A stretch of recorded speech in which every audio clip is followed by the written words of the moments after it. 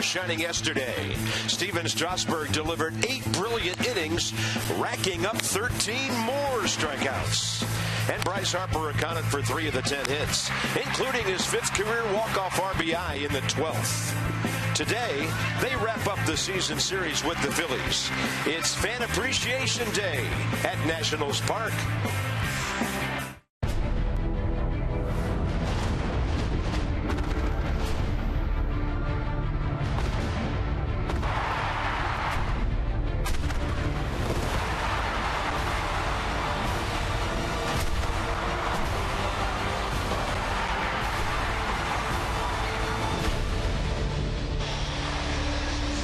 It's a great day for baseball at Nationals Park. The Phillies and the Nats are going to play a rubber game. Bryce Harper in a stare down with himself as we get ready for this one. And for our fans on this Fan Appreciation Day, FP, even though the team goal now is no longer there, the Mets have clinched, it's wonderful that our fans get to witness what they've seen from Bryce every day in 2015. Yeah, for them, for us to watch him play on a daily basis has just been a joy, and to watch him grow up from a 19-year-old to this mature 22-year-old that in my mind is about to win the MVP. I mean, what can you say? 50th multi-hit game yesterday for Bryce. He walked so much. That in and of itself is incredible to me. His 5th career walk-off yesterday, the bullet down the right field line and sent us all home. And the 14th time this season, he has reached base 4 times. He's the only player in Major League Baseball with at least in history with at least 41 homers, 123 walks at the age of 22 or younger. Give him the MVP, Bob, right now. He has taken all of his personal records and just shattered them this year. Hits, average, homers, all the power numbers are there, and hopefully some power from Gio today as well. He's 8-5 career against the Phillies. Last time he faced him, 7 innings, just a couple of runs on 5 hits, walked 2. He struck out 12. The Nats with the K's going lately, Strasburg and now Gio on a Sunday at home.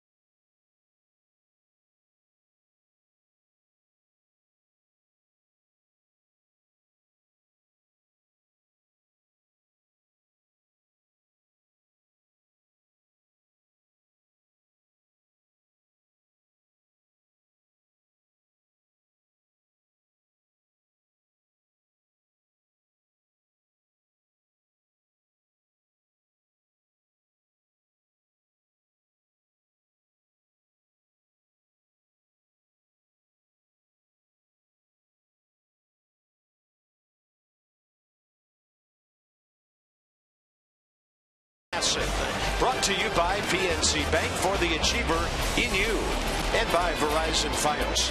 Leave slow internet behind. Get Fios. Concourse busy. The final Sunday home game of the year.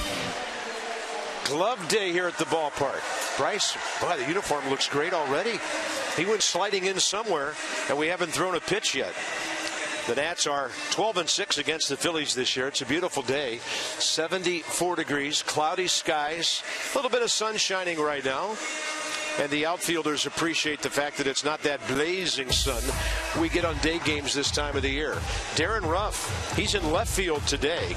8 for 21, 3 homers, 8 career RBIs against Gio Gonzalez, and he's had a good series with 4 hits, a walk, and a home run.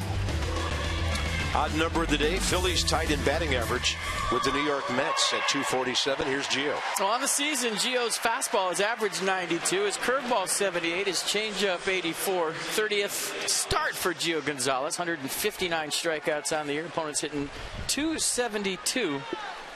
Last start was a 4-1 loss against the Orioles on September 22nd.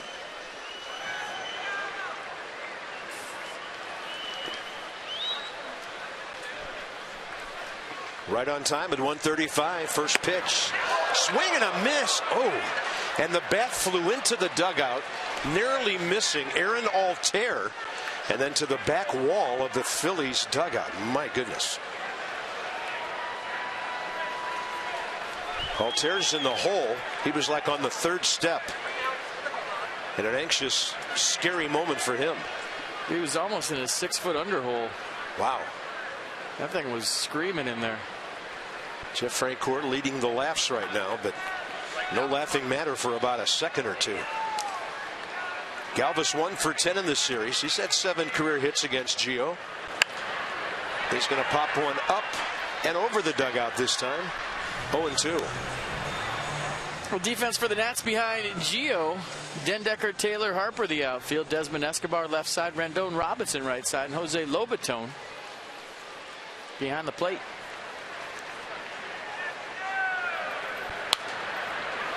Freddie Galvis is in swing mode in this series finale. There are 3 pitches in this game, and Jose Lobaton hasn't needed his glove yet. He's not letting Jose catch one. Galvis hitting 262. 287 from the right side. This one's going to be up the middle. Rendon to his right, and a good smooth play by Anthony for the first out of the game.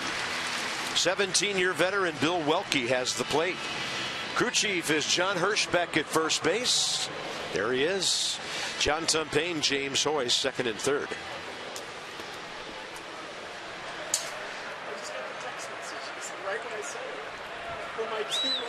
Andres Blanco, 1 for 8 with a sacrifice.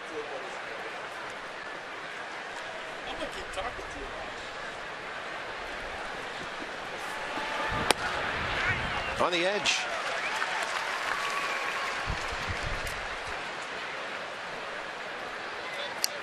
Blanco at 281. Like Galvis, higher batting average, right-handed. This guy's at 333, 25 for 75. Gio couldn't pick it off. Desmond there gets rid of it in an instant. 2 outs. Oh, nice play by Ian Desmond, knowing the speed of Andres Blanco, that he had time, and Blanco didn't get out of the box. Usually you see Ian field that one on the run, but he fielded the ball conventional style. Nice throw, right on the money. Didn't panic. Good play.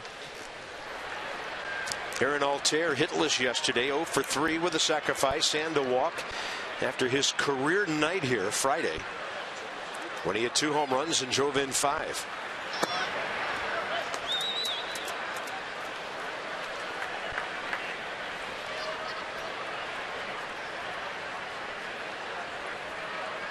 So checks in at 245. Ball 2. 0 for 3 against Gio when they faced each other in Philadelphia.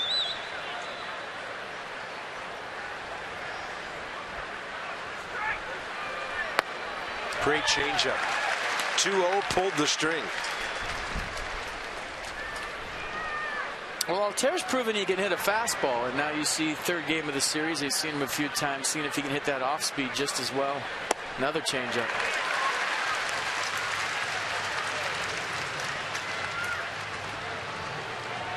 Pulling the string back to back. My money's on 3 in a row. Why not? He went with the curveball, and it just kind of flipped out of his hand up and away. 3-2.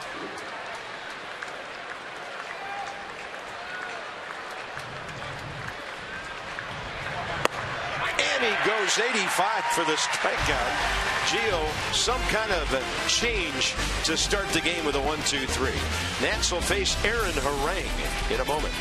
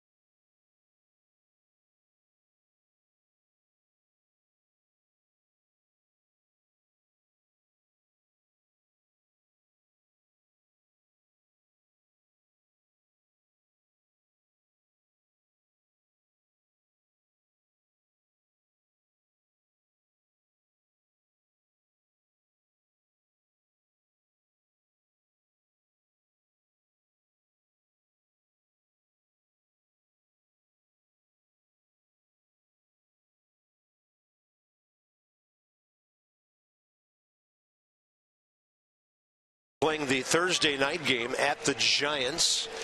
So good luck to our guys the rest of the way. I hate to be running food to that suite today.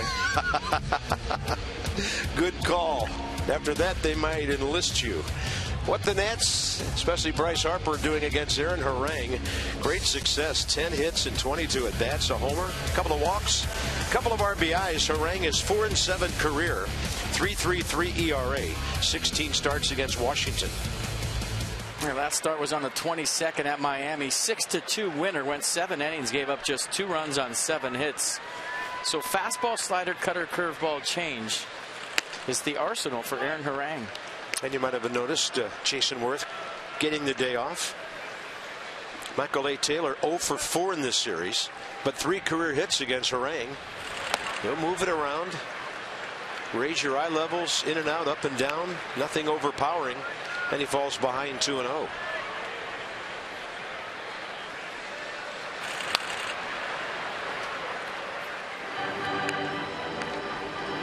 Always been sneaky fast. It has to be the delivery and the deception. Even in his prime with Oakland, he would throw it 90 right down the middle, and you'd see hitters late in hitters' counts. 37 years of age. Fastball up and away, 3-1. He's a 128 career game winner, but he's lost 143. Today's his 380th start. Taylor in a hitter's count. Fly ball to right. Jeff Francoeur over toward the line for the first out. Comes your Phillies D. Ruff, Altair, Francoeur the outfield. Galvis, Ashley left side. Blanco, Kratz right side. And Cameron Rupp behind the plate. Jeff Francoeur getting the start in right field, making the first play for his defense. Yeah, there was a time when he had the best arm from right field in this league. Early days with Atlanta.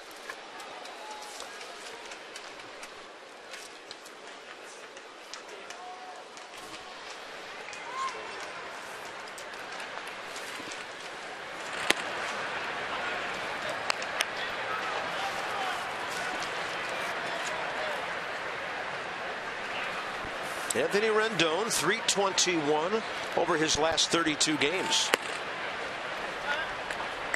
He's been on base 5 times in this series, 3 for 8, pair of walks.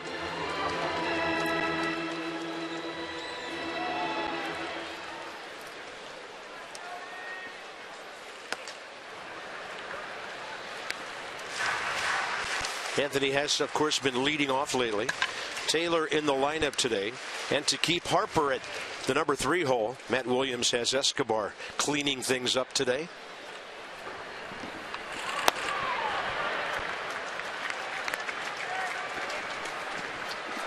Anthony looking for his first career hit against Aaron Harang.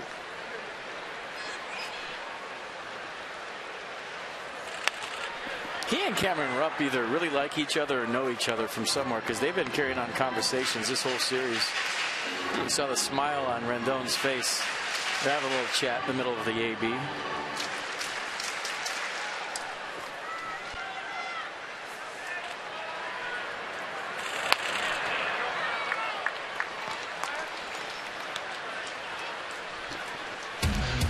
Game notes for you. Bryce Harper 4 times on base last night. 14th time. That's amazing. Gio loves pitching against the East, and the Nats love playing the Phillies. Cameron Rupp is from Dallas and went to the University of Texas. Of course, Anthony, a Houston guy, so maybe they played against each other years and years ago. And he's aboard. Here's Bryce, who walked off, sent everybody home happy last night. 5th career walk-off for Bryce Harper. And he got a curveball and knew what to do with it. Drilled it down the right field corner. Anthony Rendon scores. Big hug from Jason Worth. And somehow escaped the bucket of filth and kept his jersey on, but he got some chocolate sauce and some Gatorade. Maybe should have settled for the bucket of filth. Even got a little plug-in for Gatorade. Yeah. Bryce said to Dan, I bet Gatorade like that. So Harper in this series got off that 4 games in a row without a hit thing and collected 3 hits, a walk, and an RBI yesterday. 50th multi-hit game of the year. When you consider Bryce has played 147 games, that is amazing. More than 1 out of every 3 games. On the average, he's got at least 2 hits. More numbers keep on coming from STG. Home runs in September franchise. So Bryce has 10. RBI total just under 20. Some great hitters on that list. Expos, Nats. 0-2 with 1 out. We have to give Neil Escobar a little bit of credit for yesterday, too, because he walked in front of Bryce Harper. Pete McCannon had nowhere to put Harper, first and second. Had to pitch to him with 1 out. There's Bryce's 19th September RBI. Batting average around 400 for the month.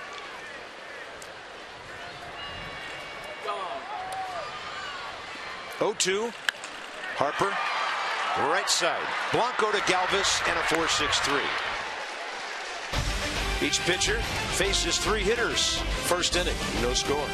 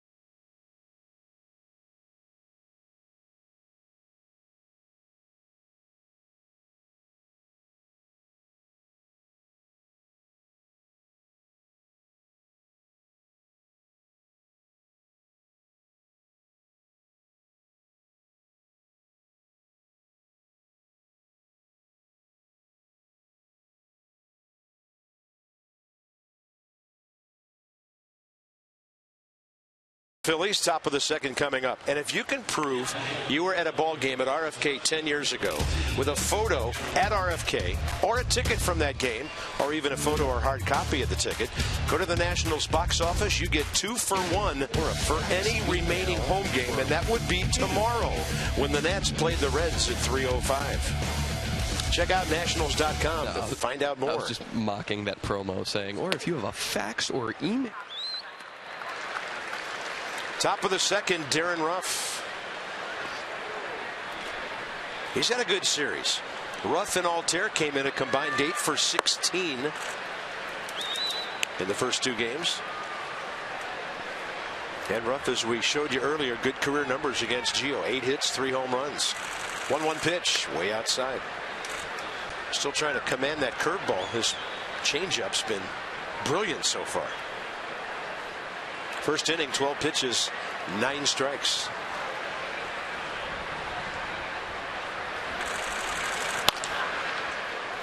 Might have hit the side of the mound just a bit. Rendon there in plenty of time. 4 straight for Gio to start the game.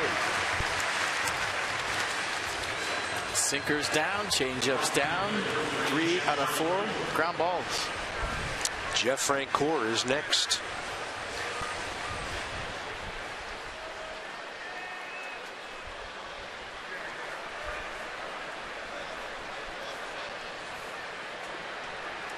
Phillies, his 7th big league club. Always been aggressive. 0 for 2 in this series. And like Ruff, 8 career hits against Gio, 1 home run. He's hit 12 this year, 43 RBIs. And Francoeur pretty strong, reaching for that pitch, hitting it a long way to right center. At the bottom of the scoreboard, Bryce Harper picks it up. So Francoeur reaching out and hitting the ball 375 to the base of the scoreboard. And Frank Core's a big swinger, and look at the pitch from Gio. Nice location below the strike zone. And Frank Core, a good bad ball hitter, drills one in the gap for the first Phillies hit.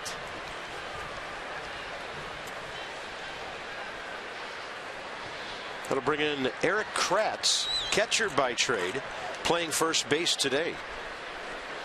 4 for 16 this year on his return from the Phillies, or his return to the Phillies. After starting the year with Kansas City, they DFA'd him in June. Red Sox picked him up. It happened to him again 2 weeks later.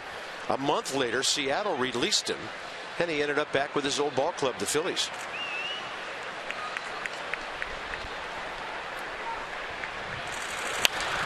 Pops one a mile high and backing out of play. We don't have as much breeze as yesterday, but it is coming in slightly from right center.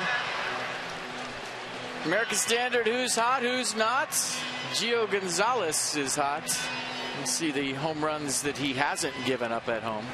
Second in Major League Baseball since 2014, and the Phillies 0-12 without a home run since August 22nd. Yeah, so if they don't hit one, they don't win.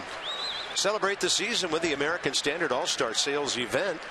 Visit MidAtlanticComfort.com for amazing rebate and financing opportunities. 0-2 to Kratz.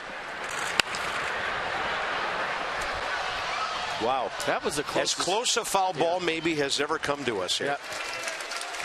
It got somebody out of his seat.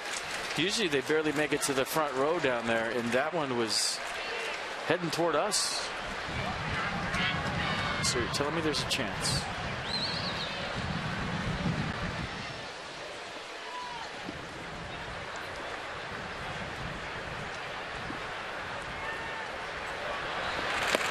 Gio goes with the hook on 0-2.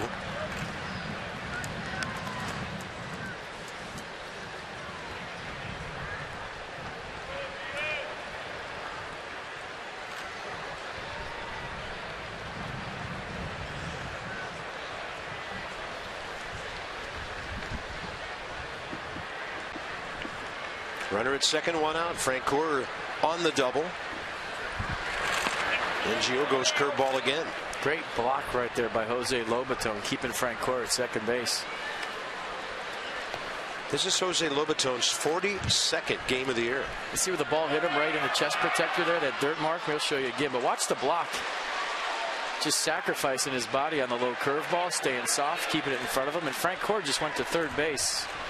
But evidently time was out, and he had thought he had 90 feet with everybody falling asleep, but evidently time had been given. Just kind of looking, time's out, takes off. Hey, I like the effort. He's looking up, saw nobody looking, try to get to third base. He and Rendon are smiling about that one. And a 2-2 with one out after Gio got 0-2. And Kratz will pop it up over to Anthony Rendon. Frank Core not tagging on the play. 2 outs. Kind of an interesting deal with the Phillies today. They're actually staying in D.C. tonight after the game with the series over because the Pope is in Philadelphia and downtown is shut down. So they're staying here and going back. And I don't even think they're going all the way back to Philadelphia tomorrow. They're going somewhere in between and then bussing in. So they will be in D.C. tonight because of the Pope.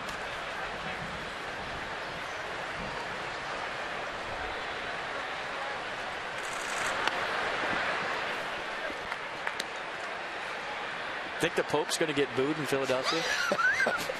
No, I heard he's the first person ever that did not. Ball one to Cody Ashe.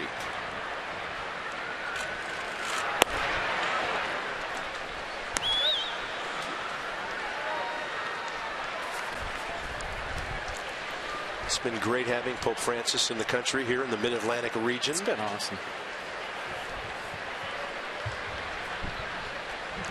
2-0. And Gio gets the outside corner. Mercedes-Benz will track it. Hits the edge. Good frame.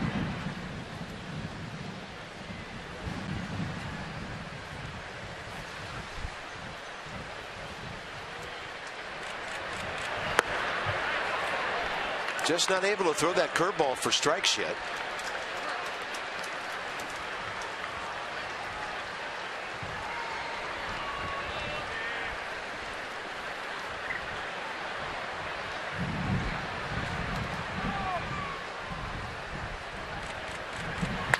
That ball hit hard to right. Bryce Harper to his left. Thing was scorched by Cody Ashe. 2 scoreless innings for Gio.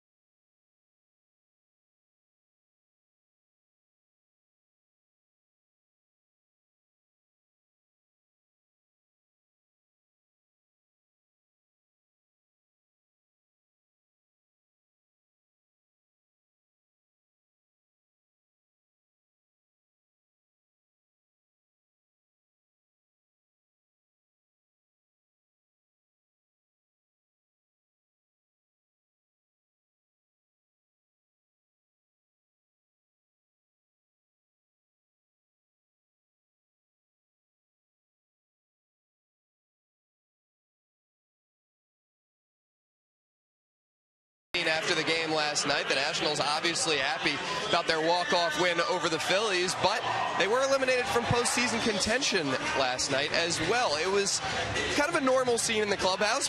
The music was playing, guys were smiling, and yet at the same time there was some talk about the future. Bryce Harper said he wanted to win in this last game here yesterday because it was Ian Desmond's last game in the clubhouse with his kids. His family is leaving town.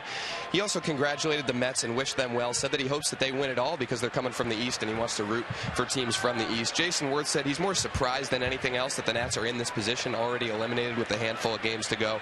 He said it's got a chance to be a very different roster next year with how much turnover there could be. He said it's a strange feeling knowing these guys have become family and now they might not be alongside you that much longer. Yeah, a lot of mixed emotions about the way things went yesterday. When you're talking cars, you're talking Coons. Dan with our Coons.com sideline report. Yunel Escobar, 2-0. They've won a lot of battles together. They've won 2 divisions together. They poured a lot of champagne on each other's heads. That's, not a small thing. And they have a chance to be the first team in this franchise history to win 80 games 5 seasons in a row. That's no small feat. 3-0 pitch. Escobar 2 for 10 career against Aaron Harang. Having a rough series though, 0 for 9 with a base on balls, and 4th in the batting race behind Buster Posey. Boy, he laces one right there, and Blanco to grab it for the first out. 1:35 first pitch. We're into the 2 o'clock hour here with Dan and FP Bob Carpenter. Right here on Masson. One more game for you tomorrow. The Reds will be in town for one. It's a 3:05 first pitch. And then we'll hop the charter and fly to Atlanta. Clint Robinson out to left center. Altair moving toward the track. 1 pitch out. 2 down, 2nd inning. There's a charter? Better be. You guys haven't told me that for 5 years. There's a charter? Been hitchhiking everywhere on the road. Atlanta for 3 and New York for 3.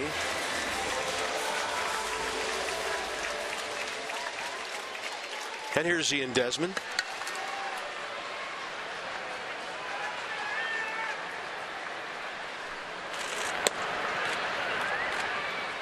Yeah, so four of the Nats' biggest supporters leaving town. Ian's wonderful wife Chelsea, who he met in the 5th grade, by the way. And then sons Grayson, Cruz, and Ashton. Safe travels.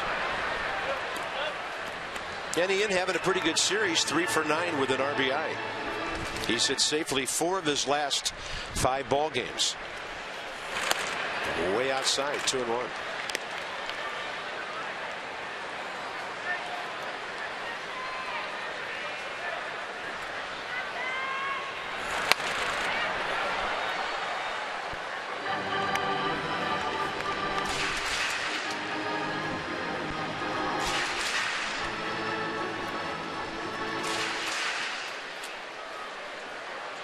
Homers, 37 RBIs since the All-Star break. About 2/3 of his walks since then. And he hammers that ball to right center. See you later. Upper deck facade. The Nats lead 1-0 on Desmond's 19th.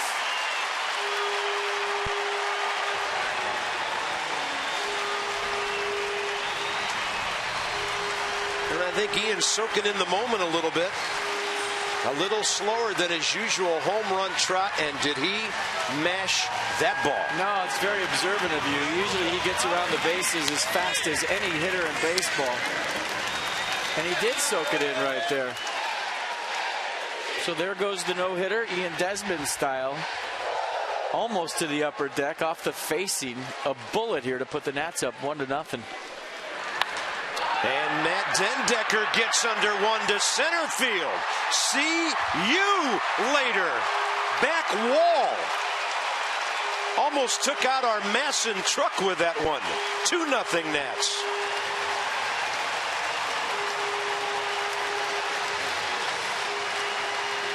That's Matt Dendecker's 5th career home run.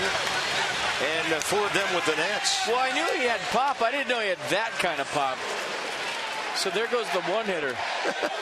That's got to be the longest ball he's ever hit. That was halfway up the wall there, behind the center field. I mean, that's Bryce Harper territory. That's where the big guys hit him, yeah. That was a big fly. Here's Lobatone. And Jose's going to be a little bit short trying to make it 3 in a row. Out to left, caught by Darren Ruff. The Nats make a lot of noise with 2 outs in the second. Desmond is 19th. Dendecker is 4th.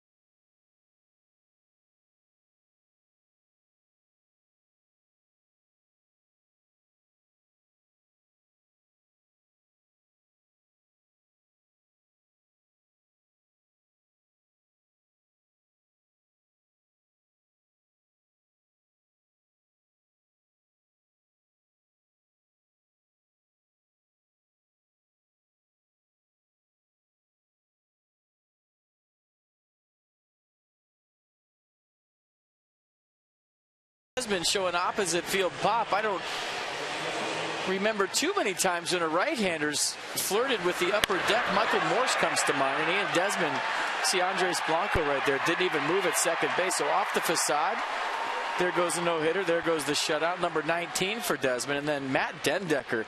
We talked about the leg kick and how it's added more pop to his approach. Look where this one lands. Watch this. Jeez, I mean, that's almost on the concourse. I mean, a couple more feet, that's over that wall. Wow, very impressive display of pop between the number 6 and number 7 hitters for the Nats. Top of the third, Cameron Rupp against Gio Gonzalez. Boy, he's got that changeup.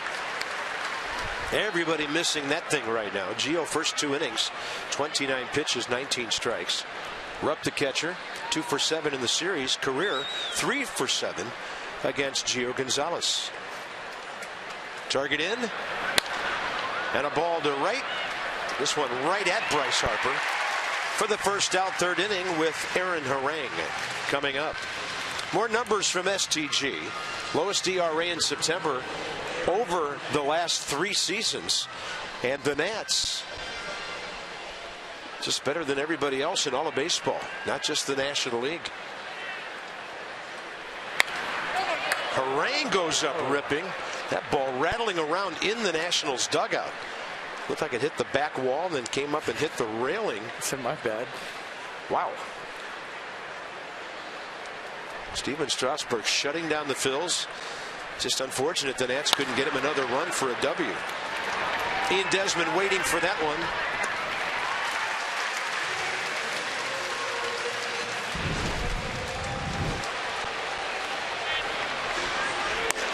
He was amazing yesterday. 13 strikeouts, and with all of his pitches, you saw fastball, curveball. There's the change. Another change up right there. You just don't know what's coming. He's throwing any pitch in any count for strikes and expanding with 2 strikes. It's been amazing to watch him his last 12 starts. I think 101 strikeouts and 10 walks in his last 12. Gio trying to break a logjam at 53 wins today. Top of the order, Freddie Galvis. Bouncing ball to Rendon to start the game after he left the dugout swinging before he even got to the on-deck circle. To loosen up.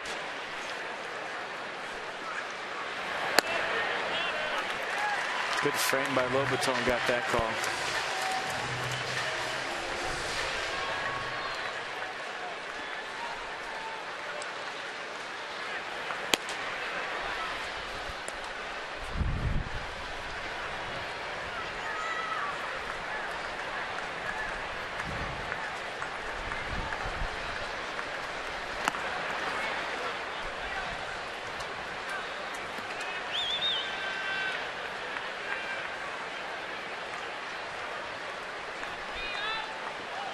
Two balls, 2 strikes. First time around the batting order, the Phillies go 1 for 9 with that golf shot by Frank Orr, the right center field double.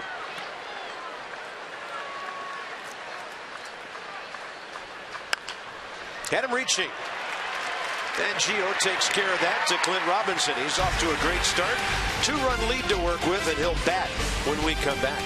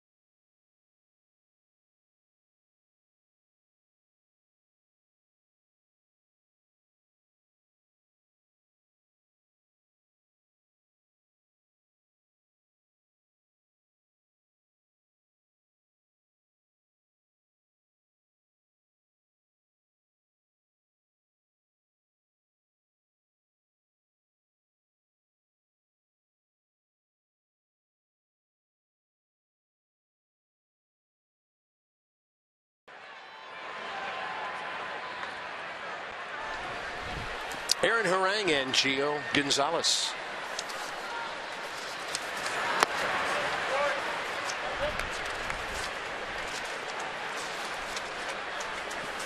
Gio hasn't had his yearly homer yet. Just saying. It's getting late. Ball's flying today. 2-0 count. If he's not taking a strike, he won't get cheated right here, but sometimes pitchers have to take a strike.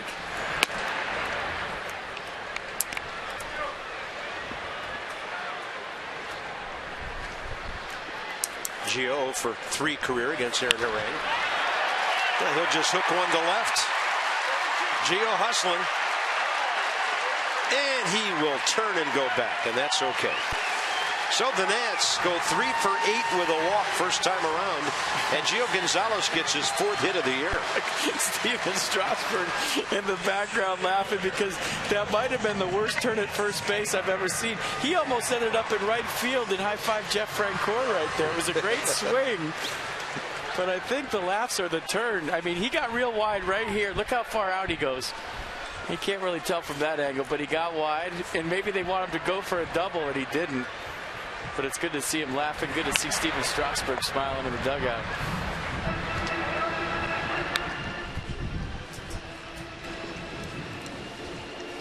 Taylor, Rendon, and Harper, the next 3. Michael A. with a fly ball to right fielder Francoeur, first time up. Kratz will play in front of Gio.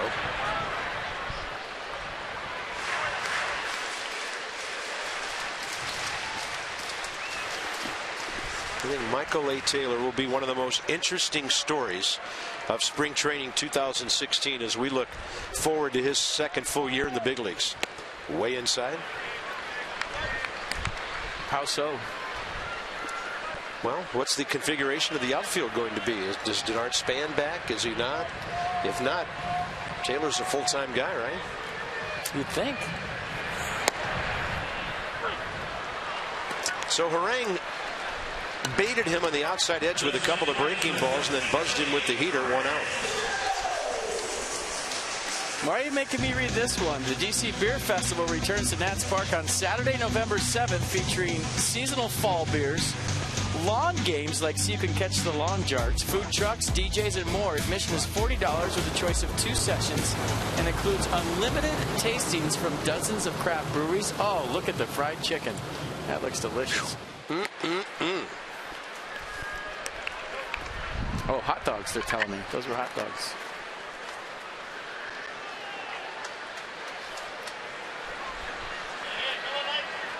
Those are fun. All my friends go to all of them. I might have to mix in the November 7th appearance.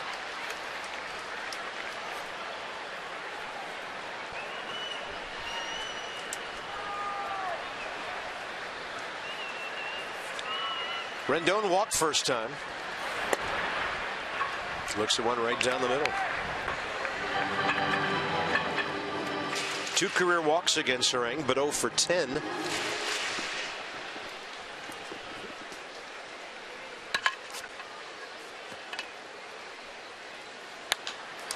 Well, just sitting there for him, 90 right down the middle.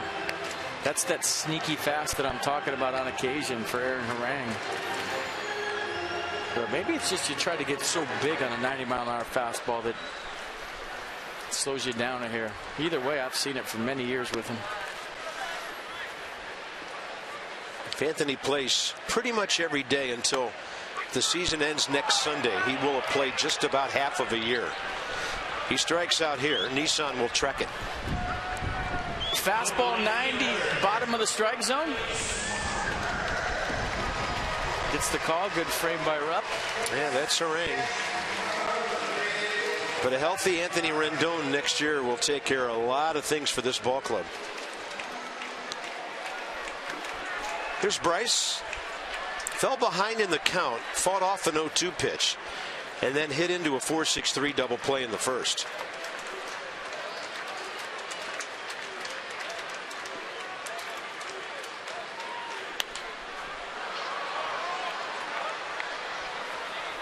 More numbers. Highest September on-base percentage plus slugging. Since 01, you knew Barry Bonds would be all over that list. And then Randy Wynn and David Ortiz. Historic year for Bryce Harper.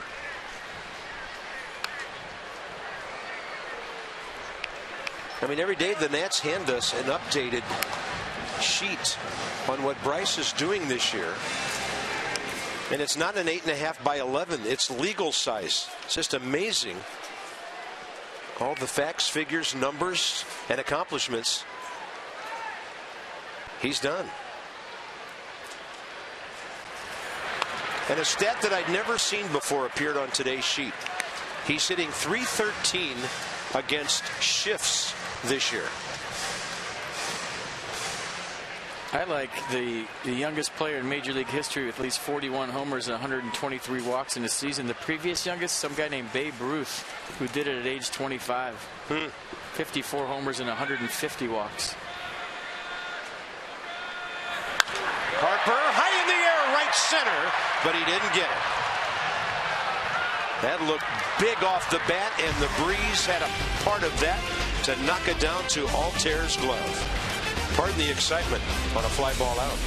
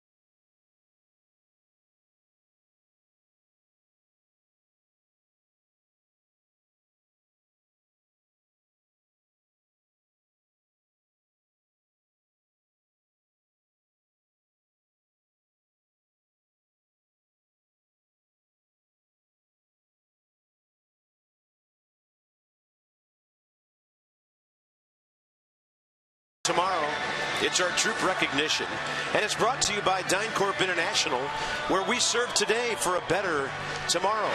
Our DynCorp International troop recognition.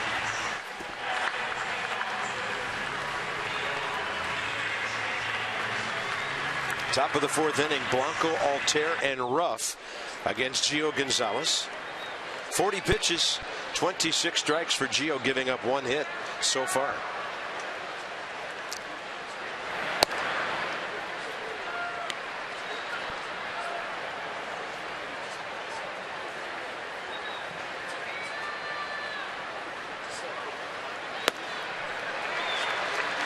Dazzling changeup today.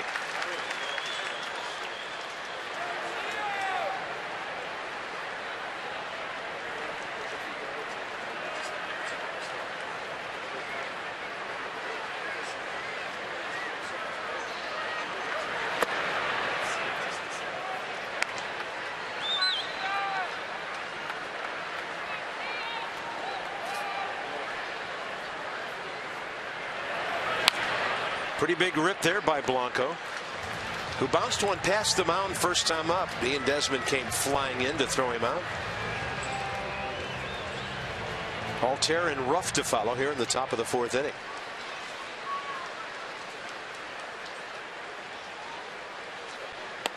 That's the breaking ball he's been trying to throw. Started out away, came back and got the edge. Second strikeout. Andres Blanco having a chat with Bill Welke. He didn't think this was a strike, but it looked like it came back. And I'll say this as a hitter at the major league level. When you go up one at bat and you're swinging at everything you see and you're swinging at balls out of the strike zone over your head, it's hard to argue a borderline call with 2 strikes, because your first at bat, you're showing the umpire that you don't know the strike zone. And then when you take a borderline call, he's thinking to himself, well, you swung at everything last time, and now all of a sudden you know the strike zone that well. That's the thought process that the umpires have. Now Gio feeling really good about the hook. He's going to ride that thing for a while. Steve McCaddy has to love it.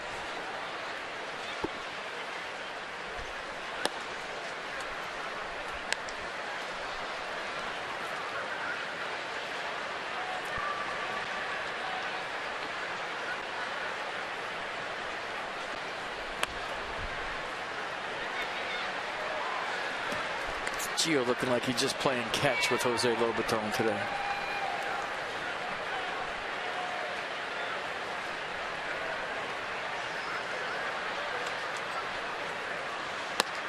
There's another one. And Altair couldn't pull the trigger. So Altair struck out on a changeup first time up. Now Gio goes backdoor curveball, and nice presentation once again by the catcher. Got to bring in Darren Ruff.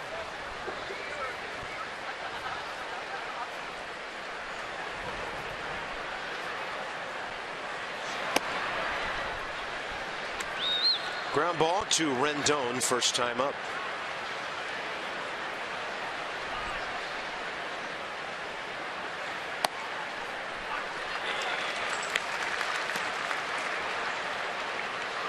Pete's getting it back from Jose, and he is ready to rock and roll. Yeah, they're just having a catch.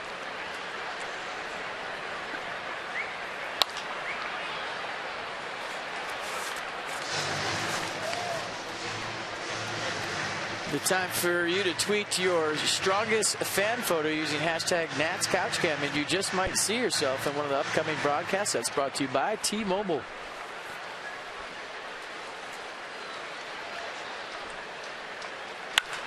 Ball ripped to the left side, and Escobar grabs it. Gio Gonzalez is dealing, and the Phillies keep on going down. That will be 8 in a row now.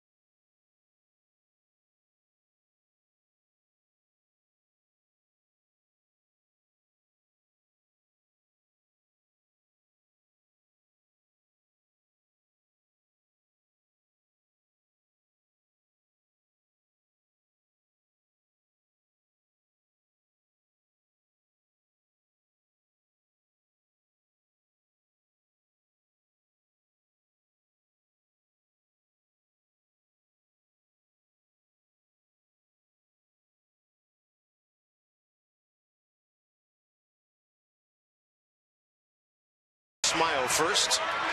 Log jam at the end. Who's going to win by a nose? Or chin? Looks like Abe. I thought all 6 might cross the line at the same time. I think that's clinches it for Abe. He's the champ this year with 21 wins.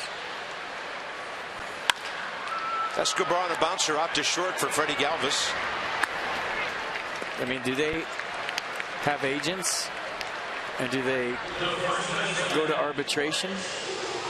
Because Abe with 21 wins, I feel like needs a multi-year contract. You see right there? Look at that. Got the tape? Teddy last. Give Abe a 3-year deal. And will Cal be back next year? I don't think so. I think he's just a celebrity president this year. I've heard rumors of other presidents being honored for a year at a time. I like it. Lock Abe up. Yeah. He had a good year. 1 ball and 1 strike to Clint Robinson.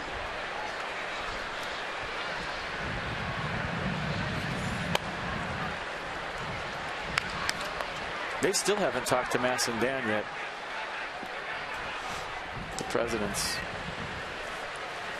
They weren't real chummy with Dan in that race. Over there is Cody Yashi, and he gets there just in time. He arrived at the padding just as the ball did. There's a small scoreboard there, and it's padded. Juts out about a foot from the rail. How about Ian Desmond, what he did last time? Yeah, home run number 19. So he was back-to-back-to-back 2020. 3 times in a row. 1 away from 20. Now with his 19th, and then Matt Dendecker. Knocked down the ballpark with that one. They should put marks on that wall out there for guys who've hit that. Well, maybe they're way out there. Maybe we can get a shot of it. I bet you there is a mark. There's Bryce Harper's 461. I think Dendecker's was over that. I think there's going to be another plaque.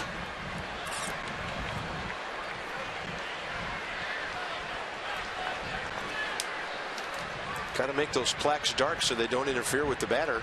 Looking out there. Desmond, a high chopper, and that is a base hit.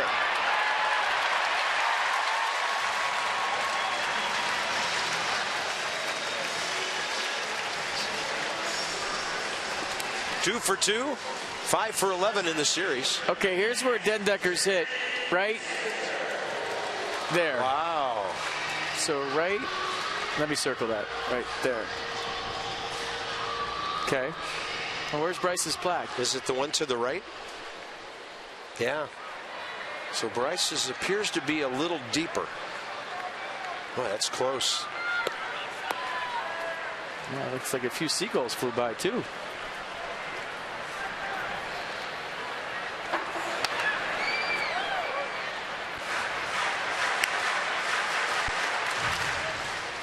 Look where that was, right in the hot zone. That Dendecker in this series, 2 for 6. He's thinking, why have I been leg kicking my whole life? Thoughts that go through hitters' heads. Second career homer against Aaron Harang it was. And that's well inside, 1-1.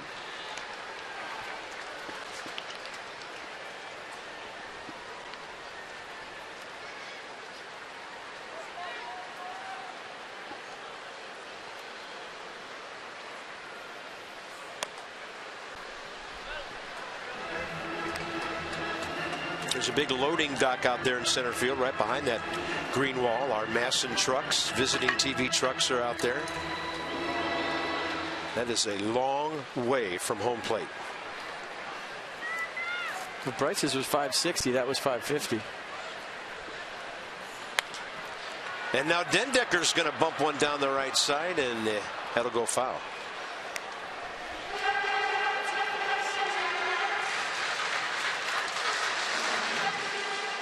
Oh, 461. Well, that was 450 then. Yeah. Oh, there it is. Against the Phillies. April 18th.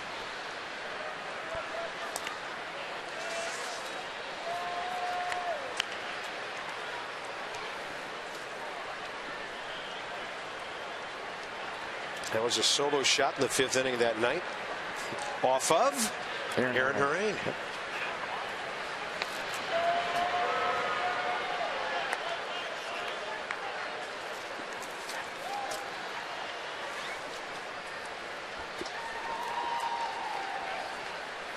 One and two to Dendecker.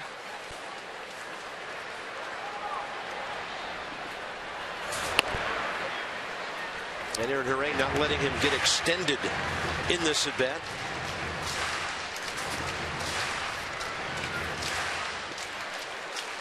Mercedes-Benz, and there he is, pounding him in.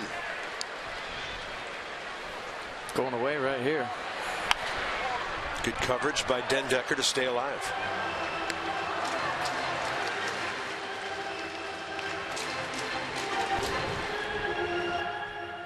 Bottom of the 4th inning. 2-0 Washington. Nats have now hit 170 home runs on the year. They started the day 4th in the National League. And Dendecker's going to take a great swing to left center. Desmond chugging over to 3rd. Throw comes into 2nd. And these two guys are putting on some kind of hitting display today. Well, you could say that the Nats being out of the playoffs and these games don't count, but for a guy like Matt Dendecker, he's trying to show Mike Rizzo and everybody in this organization that he wants to be a part of it next year in a big way. Whether he's the 4th outfielder, pinch hitter off the bench, he has speed, he's a defensive replacement, he has a lot of valuable qualities as a baseball player. Little pop off the bench if you need a homer late. He's showing this organization that he belongs and he can help out in 2016. So these games, huge for a guy like Matt Dendecker.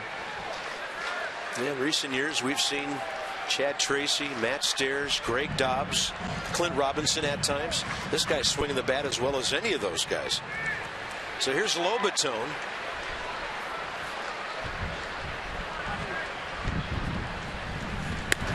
And that's a fastball upstairs. Jose trying to put the Nats up by 3 and get the lineup turned over so Gio can get to the plate here in the 4th.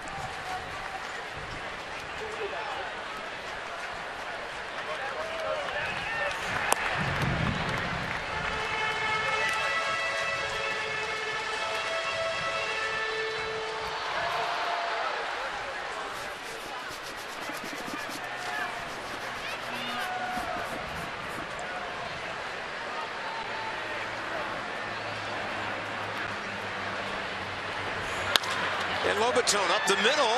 Backhand play. The jump by Blanco. And a very good play to end the bottom of the 4th to keep the Nats further off the board. 2-0 into the 5th.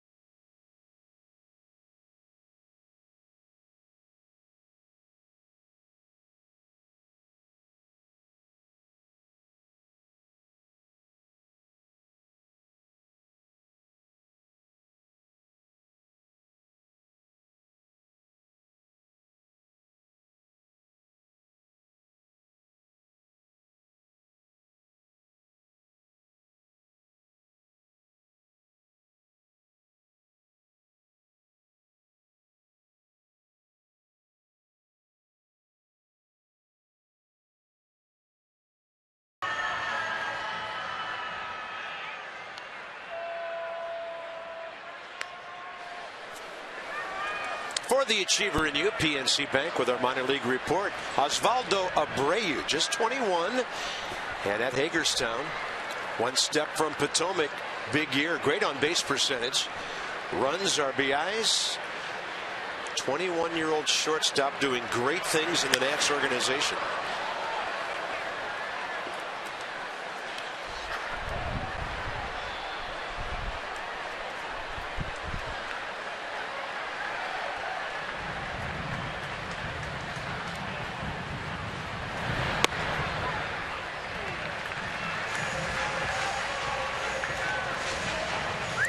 To Jeff Francoeur, 5th inning underway.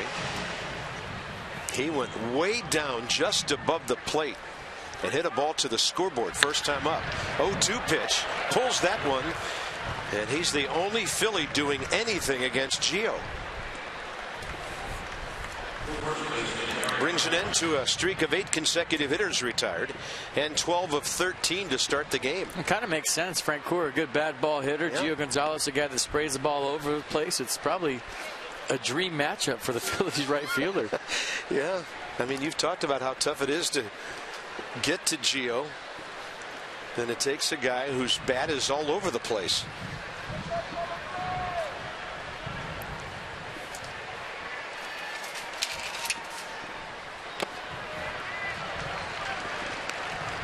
Eric Kratz popped up to Anthony Rendon first time up.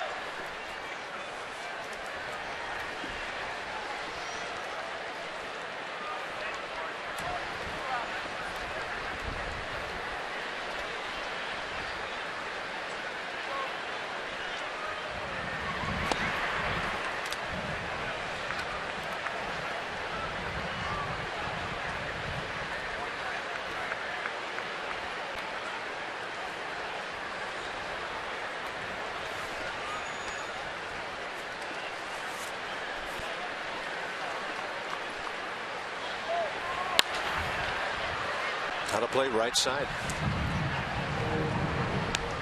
All right, let's hop on a Jeep for some numbers. 10+ wins, more than 150 strikeouts and innings, consecutive seasons. Gio has done it 6 times now. So out of active streaks, he's right up there. Max Scherzer alongside.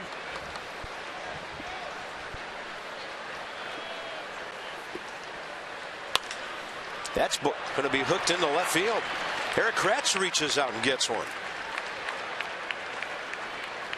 2 on, nobody out, 5th inning. Cody Ashe, and he's hit the hardest ball by any Philly today. A laser to right that Bryce Harper caught, moving to his left to end the 2nd inning.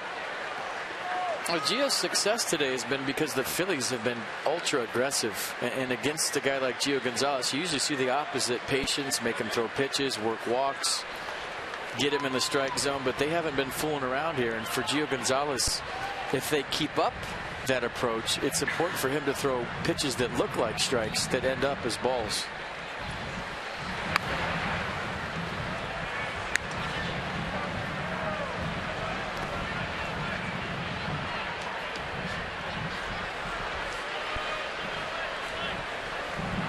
Cody Ashe 2 for 9 in the series.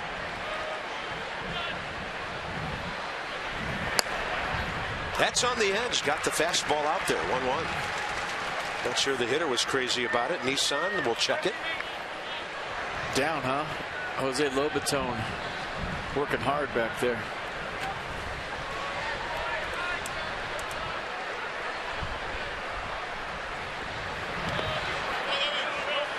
I know it's always said that if an umpire is consistent, that's all guys ask for. But FP, if there's a soft tossing right-hander for one team and a power left-hander for the other team, is there some variation to that? I mean, the umpire's calling 2 completely different kind of pitchers here. Well, on certain pitches, maybe, like the Gio Gonzalez curveball versus Aaron Harang, but their zone is their zone. And when you talk about consistency, if you're going to be 2 inches on one side of the plate, off the plate, be there all day, don't change that, and all of a sudden go 2 inches on the other side of the plate. And when you weren't calling the high strike, all of a sudden you call the high strike, because as a hitter, you mentally lock in on whoever's behind the plate zone after one at bat, or while you're standing out on defense looking at the other team. Yeah.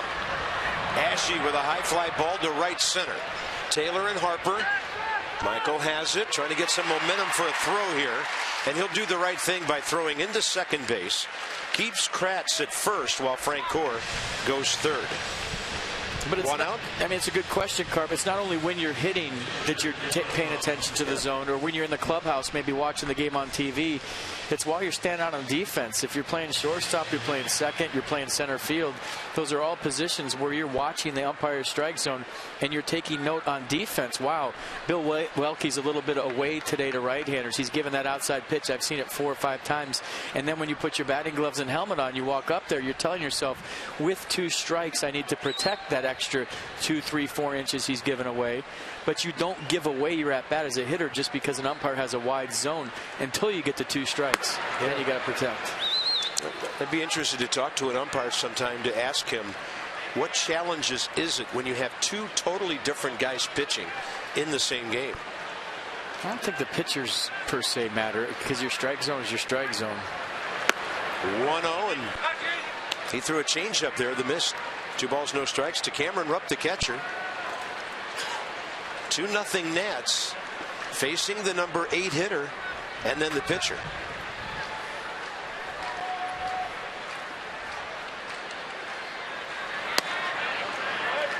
Good run on that fastball.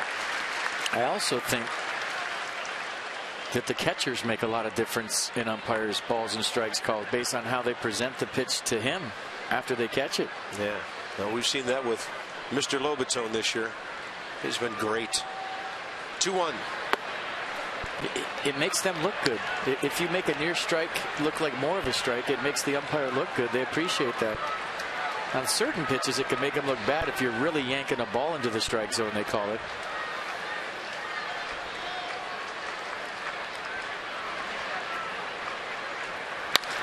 Hot shot to second. Plenty of time to turn the 4-6-3 once Ian Desmond cleared himself from Aaron Kratz. Big pitch for Gio. Still 2-0.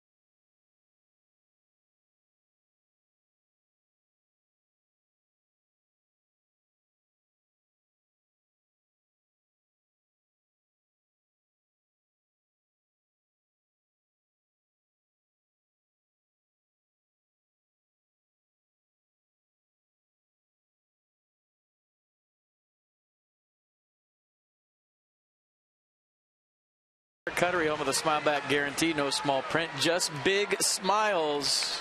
She got a foul ball. That's going to make you smile. Gio Gonzalez with a base hit. Stayed at first. That made Steven Strasburg smile that he didn't go for 2. And it's good to see Steven Strasburg with a big old smile on his face. Yeah. Gio pops one straight up back behind home plate and right in front of the screen. He gets robbed of a chance for that home run.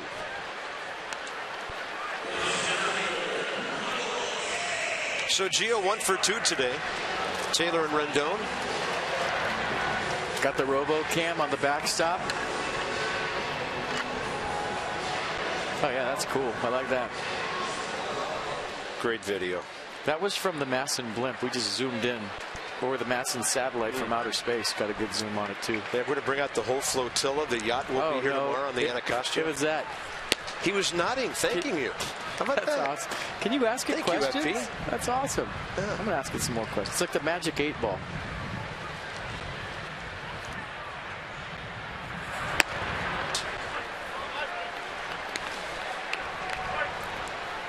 Is this really tough to put a camera guy on that screen to be able to do what that robot? Well, he's really small. He's really tiny. He's right behind that camera. I want to ask him some questions. We tried Tom Ward there for a couple of games and sent him back up to the high home camera. Nodding in agreement. Mm-hmm. Looking at you. 1 ball, 2 strikes. And Michael A. Taylor able to reach out and stay alive on that slider.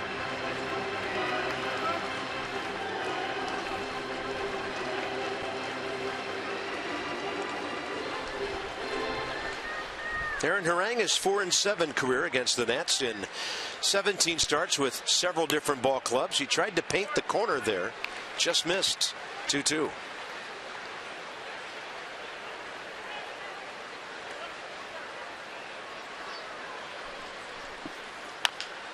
And he chops one left side.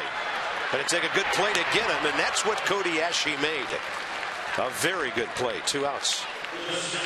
Swing for your seats. If you hit a tater, you get free season tickets. Purchase or renew your 2016 Nats Plus membership by October 5th for your chance to swing for the seats. Hit a home run and win your seats for next season free. I heard it's a pitching machine, and you get 2 chances. You get 2 rips at it to try to hit a tater for free season tickets. I mean, at the very least, you get to stand on a major league park and take a hack, so that ain't so bad. Stand on the field, take some rips.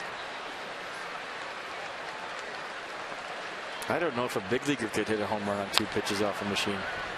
It's going to be tough. It's going to be a challenge. But good luck. Hey. I would say stranger things have happened, but they really haven't.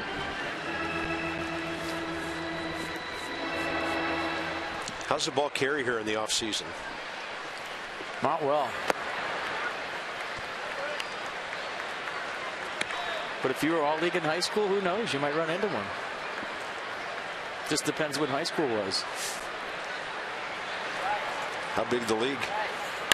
Rendon, that's a big league swing to right center, and Jeff Francoeur over to grab it.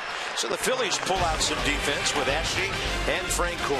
2-0 Nats into the 6th.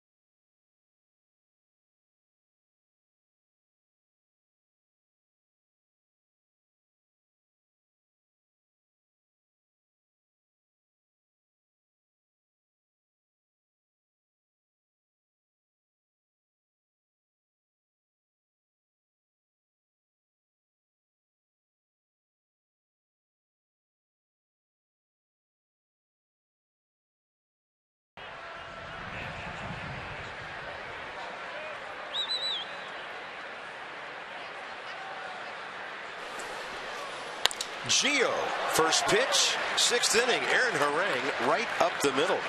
His 8th hit of the year. And for the Phillies, 4 base hits today. You get a hit off me, I'm getting a hit off you. So Harang 1 for 7 career against Gio. Gio 1 for 5 career against the Phillies right-hander. Here's Freddie Galvis, and he's going to bunt. Way foul.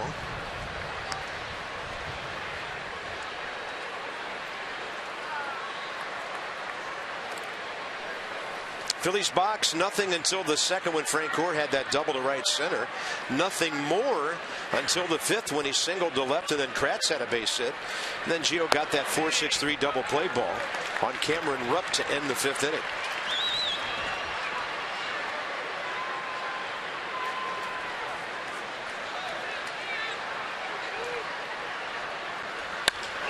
That's a great swing to right field for Freddie Galvis.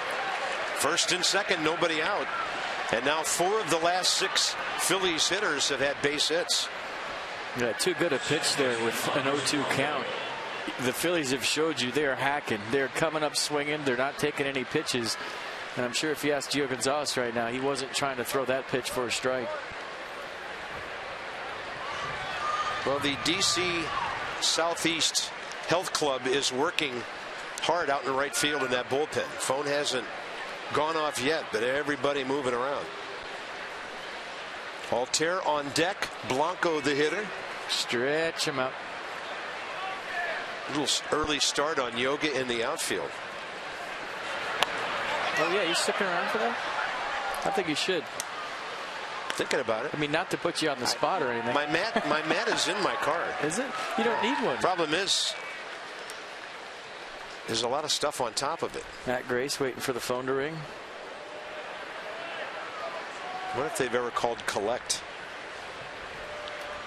Or does anybody know what that means anymore? Say, you just lost more than half of our viewers with that. Well, we got to teach our young people that you used to be able to reverse the charges if you called somebody.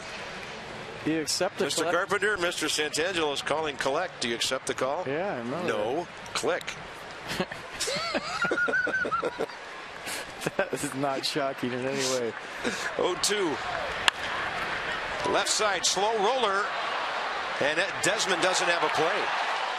Ian thought about second base, but Galvis was a fast runner getting there, and the bases are loaded with nobody out.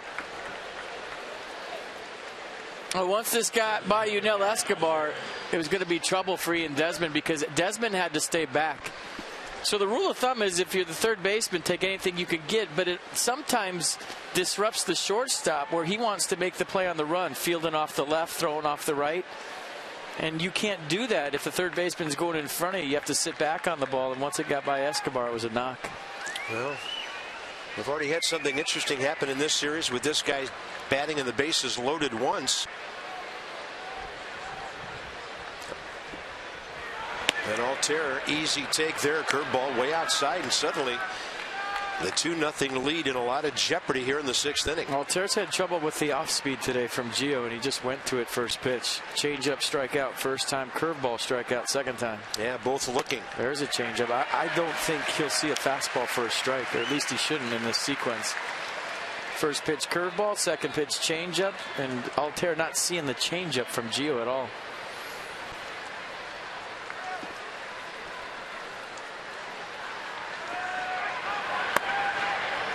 Ball 2. I think he called it a strike. Oh, he did? It was a late call. Yeah, and then some more calling from the third base dugout. Watch Lobatone. That's all you have to watch. And Bill Welke's buying what he's selling. 1-2 with nobody out. Curveball stays away. He still hasn't seen a heater.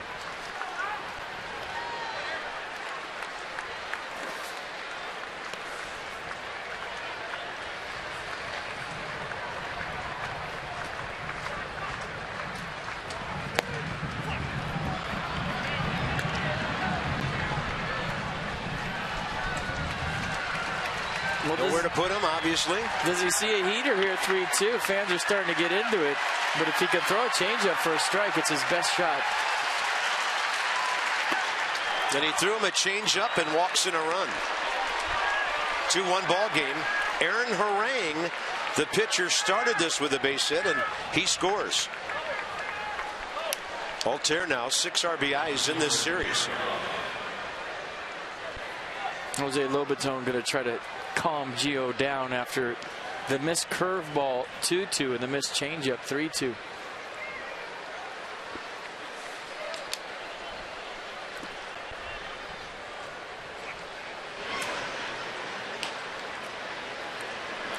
Rafael Martinez up.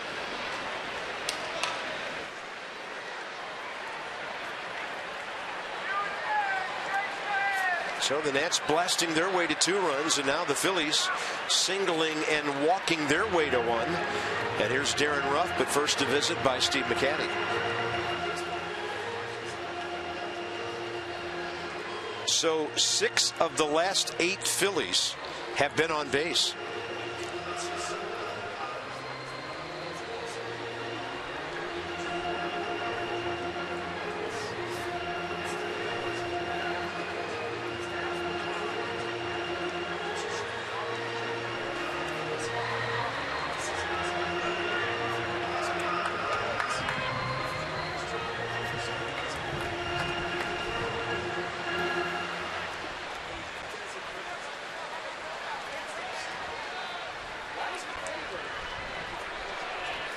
Rough 2 ground balls. 1 to Rendon, 1 to Escobar. Nats back looking for another.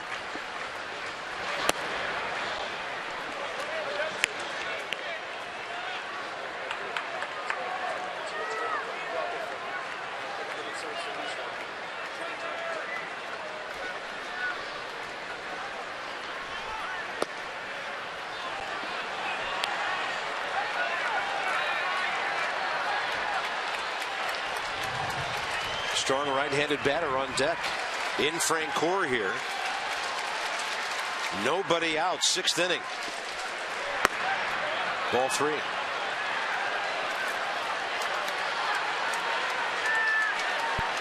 I mean, this has just been Gio's season in a nutshell right here. That 1 inning that haunts him, where he's got unbelievable stuff. He's cruising along, and all of a sudden, he's got to really fight to get out of a tough inning.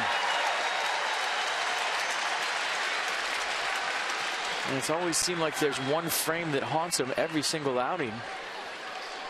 He's done a good job at times to battle through situations like this, but more times than not, they've been the reason for his demise on a certain day. Tie game.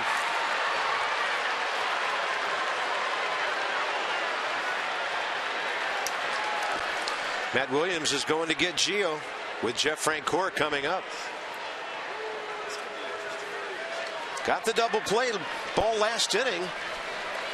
Sort of cruising into the 5th inning. It's been rough the last 2 frames, and Gio is done after 5+. Those were his first 2 walks of the day. Now the Nats fans know this is the last time they'll be able to cheer for Gio during this season at home, and he will leave, and it's up to the bullpen now with Rafael Martin. Jeff Francoeur 2 for 2, right-handed matchup when we come back to a tie game.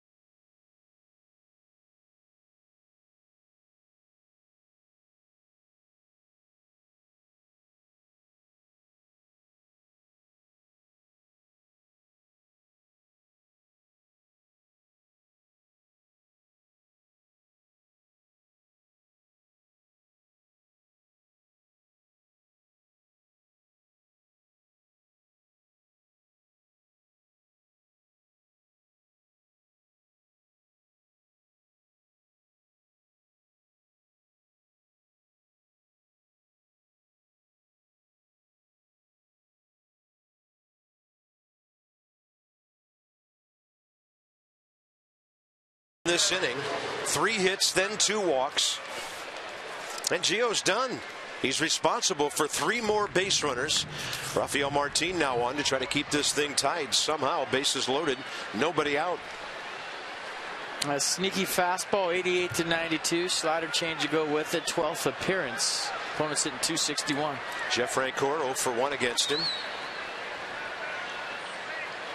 Front door breaking ball, gets a high fly ball to left. Over toward the barrier. Escobar is there, and he has it. A big 1 pitch out for Rafael Martin.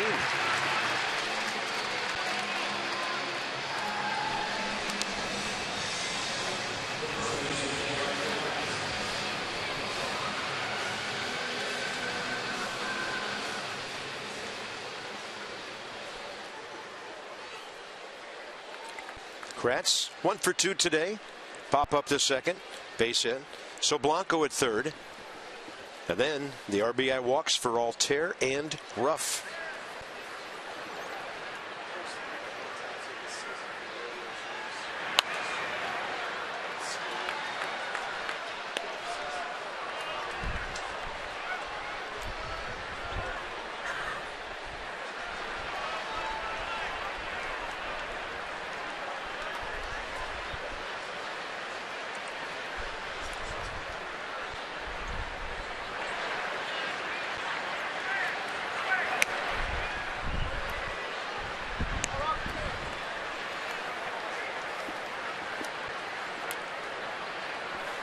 Kratz and Martin matching up for the first time.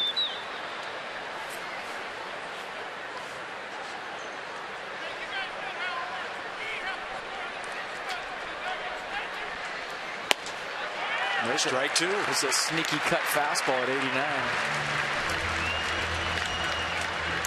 A little cut to it. Short arm delivery, seems to jump on hitters and play way faster than the speed you're seeing in the bottom right hand corner.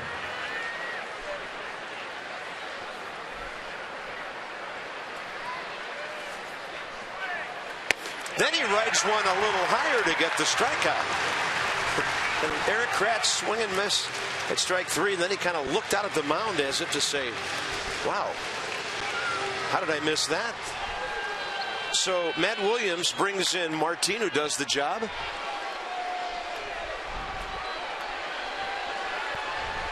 And now it will be Matt Thornton, or Matt Grace rather, pardon me, who's going to come on against the left-handed batter, Cody Ashe. So Williams goes with the lefty matchup.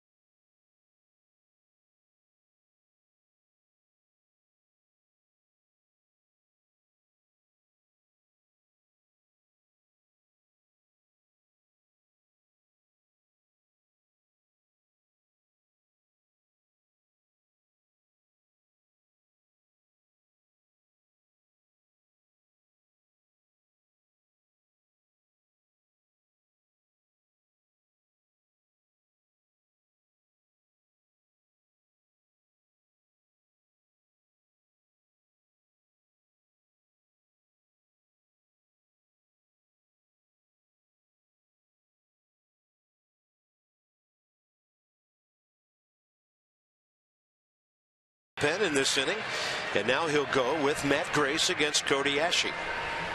We had Matt Grace, good sinking fastball at 91 miles an hour. Slider change to go with it. Slider 82, change up 85. 24th appearance for the Nats lefty. Opponent's hitting 362 off Matt Grace. Phillies haven't seen him.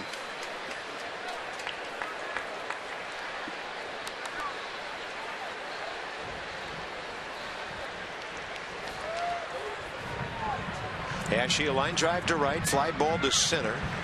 2 for 10 in the series.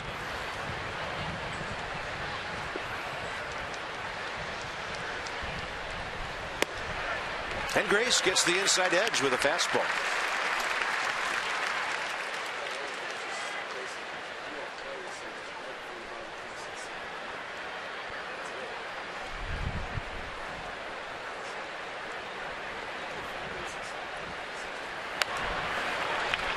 Similar location, maybe up a bit. 0-2. Doug Fister. Cameron Rupp is up if the inning continues.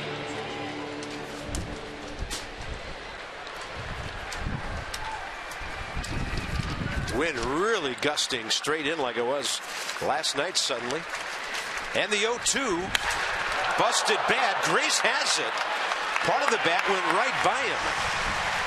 So the manager and the bullpen made a couple of moves and got it right. Here's Harper to lead off, bottom of the 6th.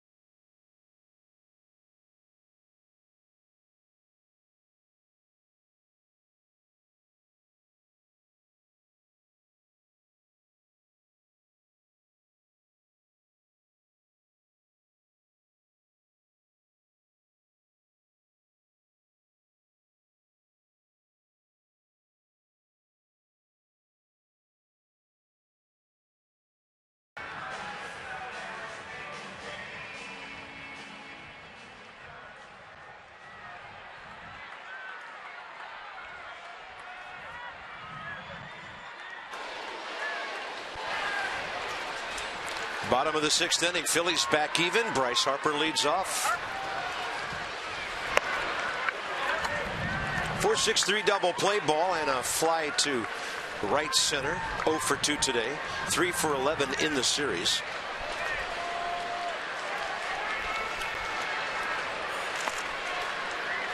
Then Orang goes off speed on 1-0, ball 2.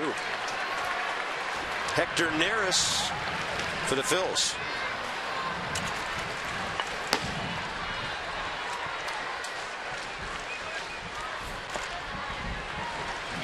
So that home run we were talking about, Bryce Harper versus Aaron Harang.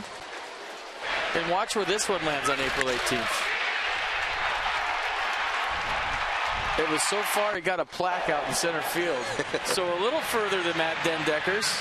461 feet, but Dendecker's pretty close. Harper with a fly ball to right. And the wind's going to kill this one. Didn't get it anyway. Frank Gore still coming in to grab it for the first out. Let's check in with Dan. All right, Bob. During Bryce Harper's previous at-bat, I saw something that I have never seen before during an at-bat. Harper fouled the ball off back to the screen, kind of turned around a little frustrated, looked back at Yunel Escobar, who held his bat out, Bryce was like, all right, yeah, I'll try that one. They just tossed bats to each other. Bryce used Yunel's bat the rest of the at-bat and had that long fly ball out, and as that ball was traveling out there, I was saying, no way, no way. I thought he was going to homer with Yunel Escobar's bat. Got close. Yeah, as we said back then, it looked good off the bat. That was great. How about that? Nice catch, Dan. Nice job. Well, they lead the team in hits. Showing that. I'll tell you what, I've never seen that either. Closest thing is Vladimir Guerrero used to just go to the bat rack, and I've told this story a number of times, and just grab a bat out of there and look at the player whose bat it was.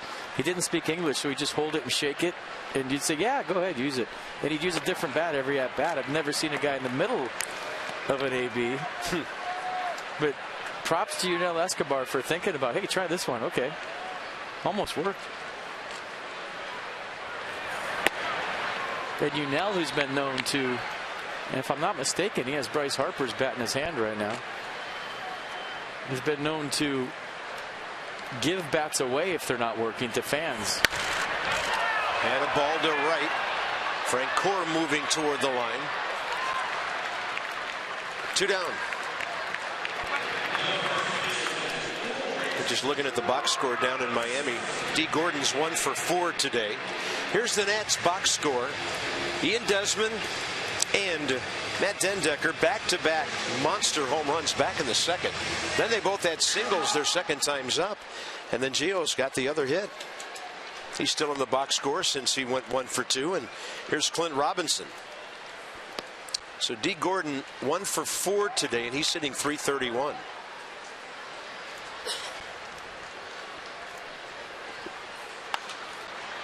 Robinson off to the left. A good shot at Ian Desmond timing up Aaron Harang. He already has a home run off him, but he's in the on-deck circle for all you younger players. Look at how he's timing up the pitcher for his at-bat. Robinson jammed. And Blanco is under that one. Aaron Harang is due to bat second in the 7th. They've had their bullpen busy. And we're all even after 6.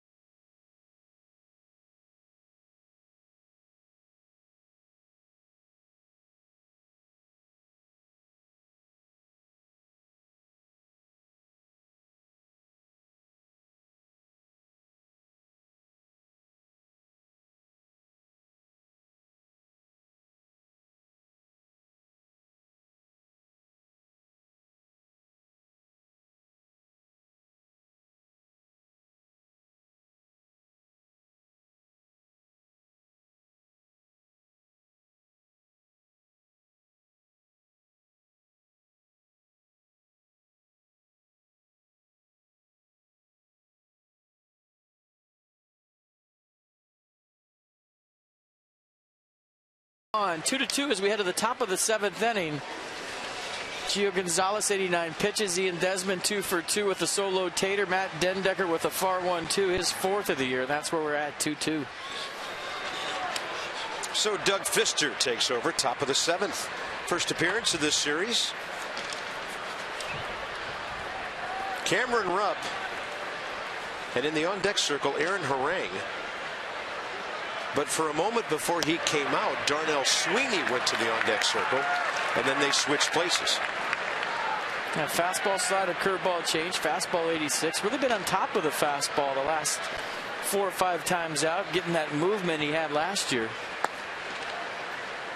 And Jose Lobaton was raving about Doug's last performance out of the bullpen, saying he looked like the same guy from last year. And we showed shots of him. He was having fun, smiling, and it was good to see. Ian Desmond, tricky one-hopper. Knew he had time. And they will call Aaron Harang back now. And he'll be done after 6 innings. All right, it's time for Winterfest, December 12th and 13th, Walter E. Washington Convention Center. Meet and take photos of your favorite Nats players.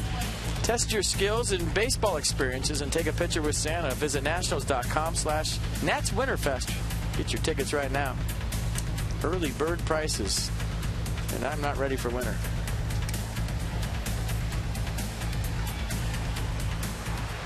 Yeah, and not really ready for fall without playoff baseball. Hopefully a year from today we're gearing up. This is Darnell Sweeney, 0 for 4 in this series. Hitting for Harang, who goes 6 innings, 5 hits, couple of runs, a walk, 2 strikeouts. Gave up 2 home runs, but that was it in terms of scoring.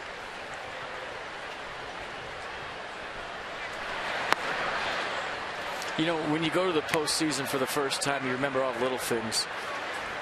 You know, that celebration on the field, Michael Moore spraying beer all over the fans, that trip to St. Louis, and, you know, watching everybody's faces and the ball players for their first time in the playoffs was priceless. Walking in the hotel in St. Louis, it said, "Welcome Nats, welcome to the 2012 postseason." I mean, just little things from the signs from fans when you arrived after you clinched. And yeah, you're going to miss October, but it makes you realize how precious October is and that you just don't anoint the team champions. And I think even for the fans to learn a lesson that October's a very precious thing and not as easy as everybody thinks it is. The Nats made it look easy in 2012 and in 2014, but it's just not that simple. And I think we're all finding that out firsthand this year. 3-2 with 1 out. And Sweeney 0 for his last 10, actually 0 for his last 21. Makes it to first base. Let's check out the payoff pitch. He's been digging the low strike today, just not that time.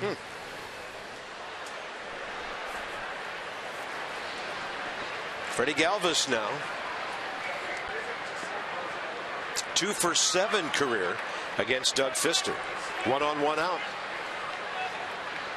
Phillies have a guy at first who can run. He's moved out to a pretty sizable lead. Sweeney holding, strike 1.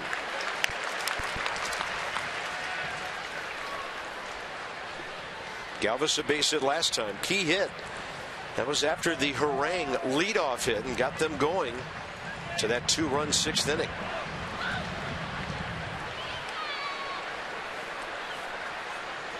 Darnell Sweeney stole 90 bases in 3 minor league seasons.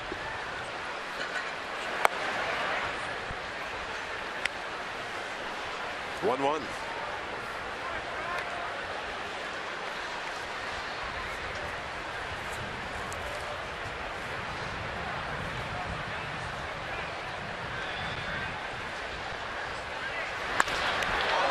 Off of Doug Fister, it appeared, and up the middle. Hot shot through the box. 2 on, 1 out.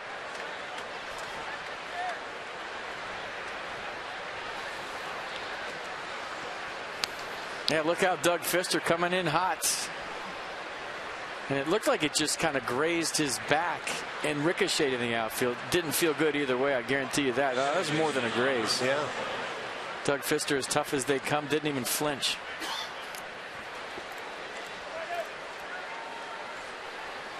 Blanco now had the infield hit that loaded up the bases last inning.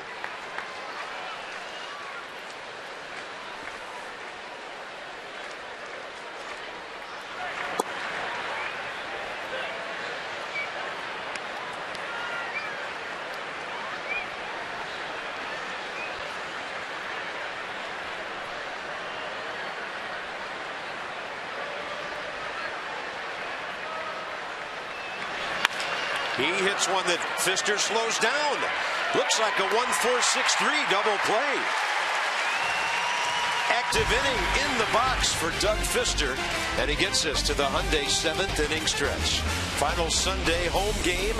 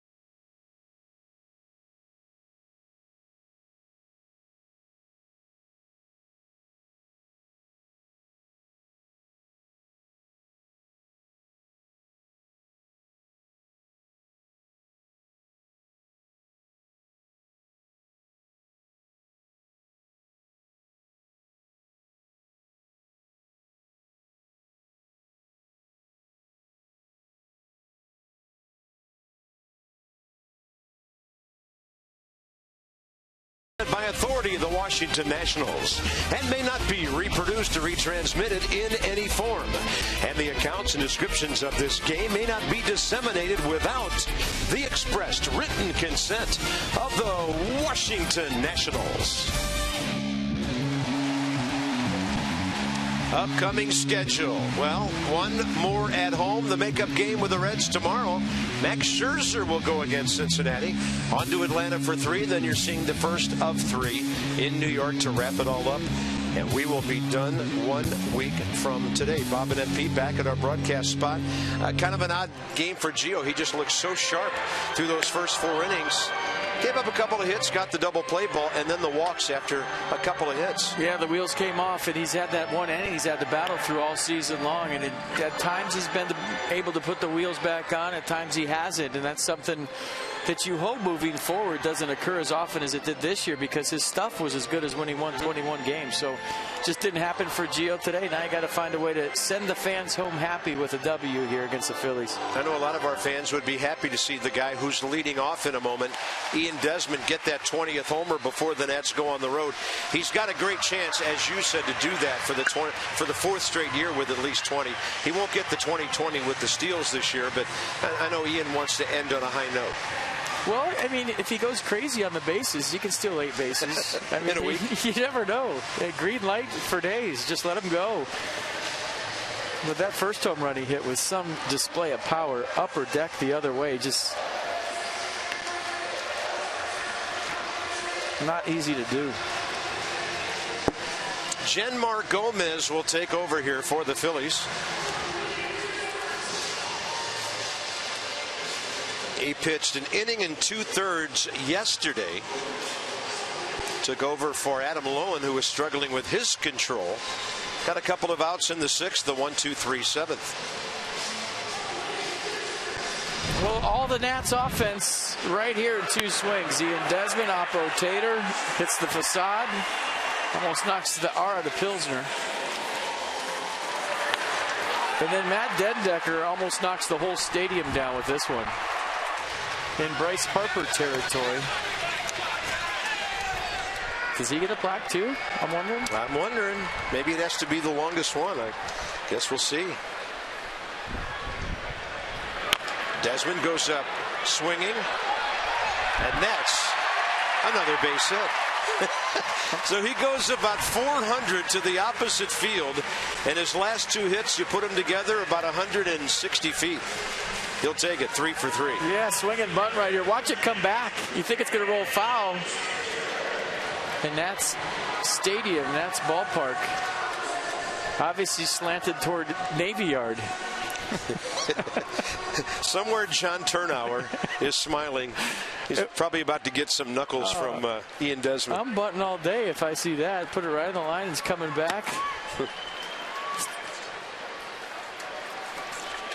DC Lexus dealers are donating $250 for every swinging bunt to the Children's National Health System.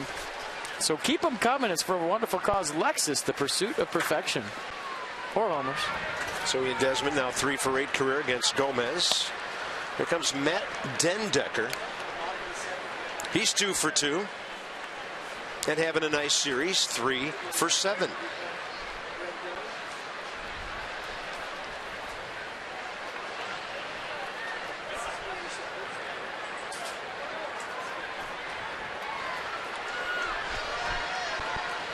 Whoa! Eric Kratz. A big-time reach to his left for an errant pickoff throw. Boy, if you can steal a base here early in the count and give Matt Dendecker a chance to move you to third with nobody out, it'd be huge. But Eric Kratz just saved the day. Jemar Gomez went to his hands and wiped them on his pants. The ball slipped. And the lineup has Lobaton next in the pitcher spot. The Nats only have one left-handed bat on the bench today, and that's switch hitting Wilmer Defoe.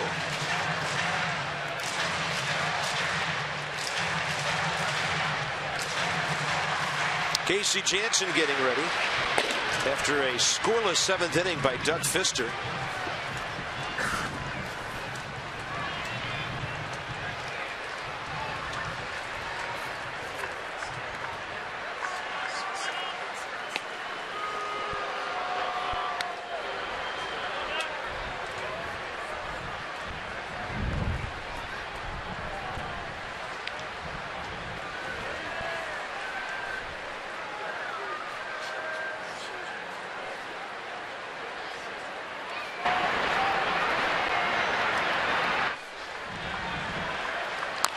And Dendecker reaching out. It's 0-2.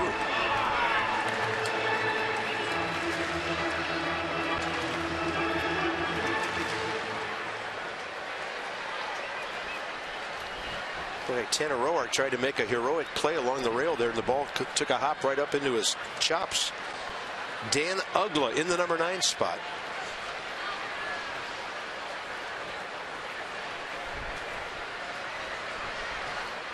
Oh, 2, big gap right center. Dendecker off to the left, out of play.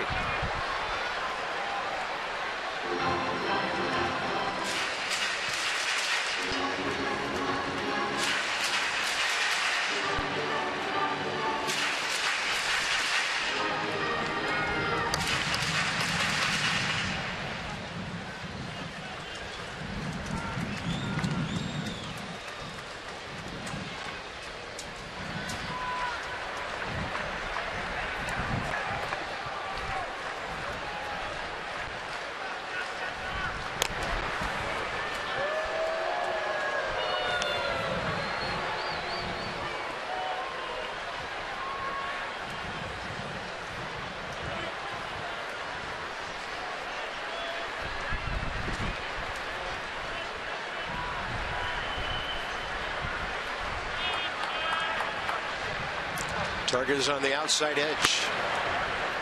And then hopping out for what appeared to be a pitch out. Cameron Rupp, nothing doing with the runner Desmond.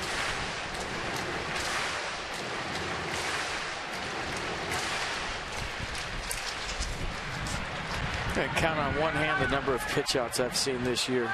Yeah. Period. Both teams, Nats or whoever they're playing.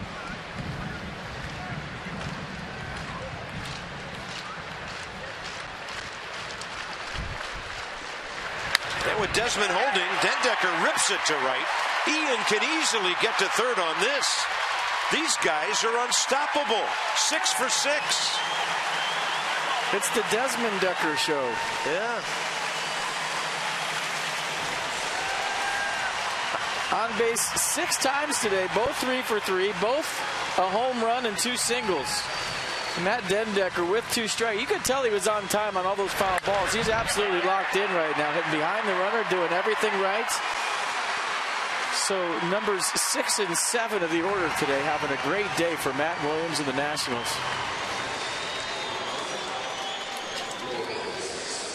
Lobaton next, and then Dan Uggla on deck. Ed Dendecker now 1 for 5 career against Gomez with that base hit. Lobaton is 0 for 1 against him.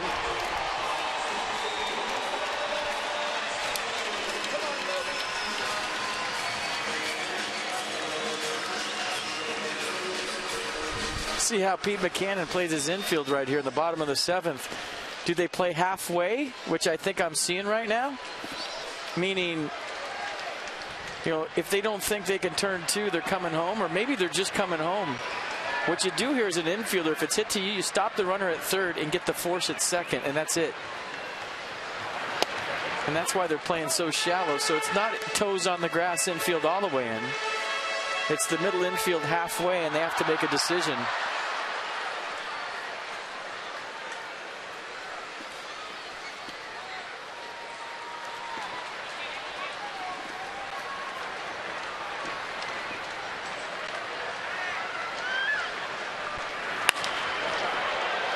Bob Henley skipping out of the way of that one. And quite honestly, as a player, you hate this because, you know, you're used to autopilot. I'm turning a double play or I'm going home. And when you put thought process into it, of speed of the ball, runner on 3rd, there's just so many things going on when you're in between like this. When you talk to middle infielders, it's not their favorite thing in the world. It's the right play, though. It's just not fun.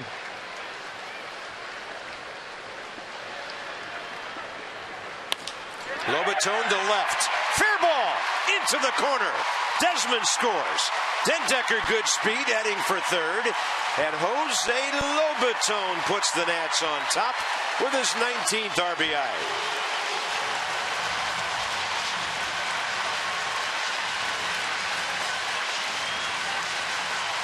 Pretty piece of hitting right here, folks. Watch Jose Lobaton stay on the sinker and bury it. Bury his head to the point of contact. Little Rod Carew right there from Jose Lobaton. Just kind of swinging and running out of there. Little side back to the dugout. Big RBI double for Jose, and the line is moving here in the 7th.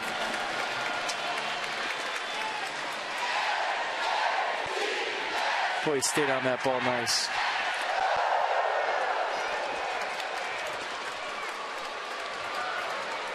Bob McClure, the pitching coach, to the mound with Dan Uggla coming in. Nobody out. Nats building a big inning potentially here. I mean, that was a pretty good pitch from Jemar Gomez. Nothing wrong with it. He's pitching for the double play, or at least want a ground ball. Jose Lobaton just stuck his nose in there. Watch him really go down and get this ball and extend, roll the top hand, and then watch his beautiful piece of work fly into the left field corner, doing that thing where he takes 5 steps in the batter's box before he gets going. Well, he made it to 2nd eventually. Dan Uggla, 0 for 2 career with a walk against Jemar Gomez. First order of business, making it 4-2 with at least a fly ball. And as ordered, this one out to Altair. Dendecker. Here comes the throw. They let it come through. He scores, and the Nats are on top by 2. Dan Uggla picks up his 15th RBI. Dan Uggla, professional hitter. Deep enough to score the run from 3rd. Dendecker with great speed. Pretty good throw by Altair, but here comes Matt Dendecker, who's having a whale of a day, and Dan Uggla liked his bat so much in the sacrifice fly, they just took it all the way to first base. Said, "You got the job done, bat. You come with me. We're friends." Top of the order. But no, you're not out for carrying your bat to first base. So save it. Michael A. Taylor. He hits one to right center. Frank Korbeck. Lobaton will stay. Made kind of a late decision to get back to the bag. 2 outs, and Rendon coming up. All right, here's our Data Strong fan photo. Hashtag Nats Couch Cam by T-Mobile. All right. Key to a happy marriage, watching the Nats. Oh, okay. Did they just get married? At the ballpark? Or the secret to a happy marriage. Oh. That's what it says. Well done, guys. Yeah, well done. Congrats. Congrats.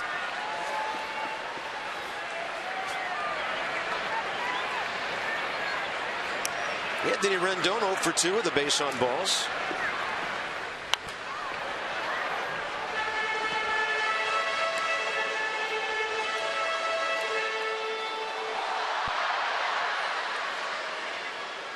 Nets have their 2-run lead back as they try to win their 80th game of the year.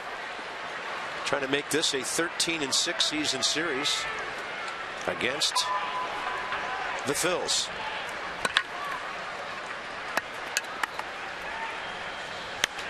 And it would be historic. The first time in franchise history that a team's won 80 games, 80-plus games for 5 seasons in a row. It was done once by the Expos. 1987 to 1990, they won 80-plus games 4 straight years. Franchise has never done it 5.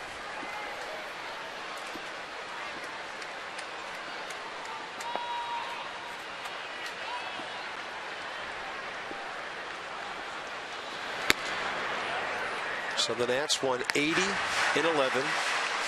They won 80 in 81. There was a rainout that never got made up. Then 98 to win the division. Then 86. And then 96 last year.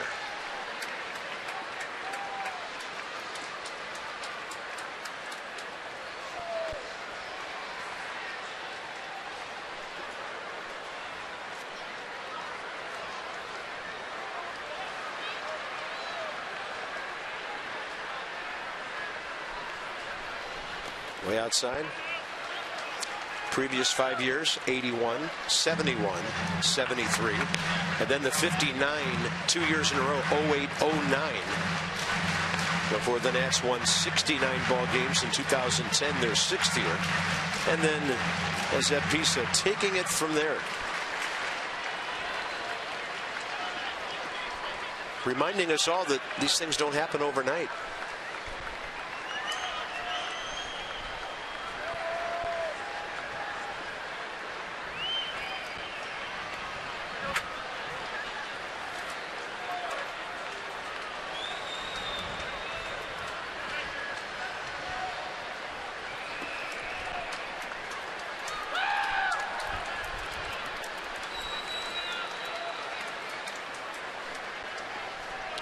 Two to Rendon.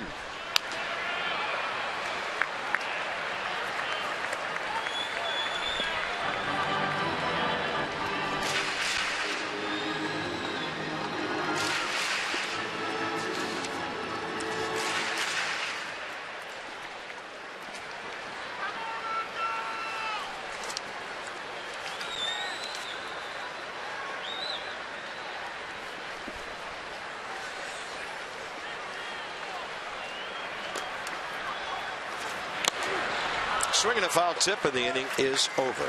Big one for the Nats, though. Lobaton, a huge double. Ugla, pinch, sac fly. 4-2.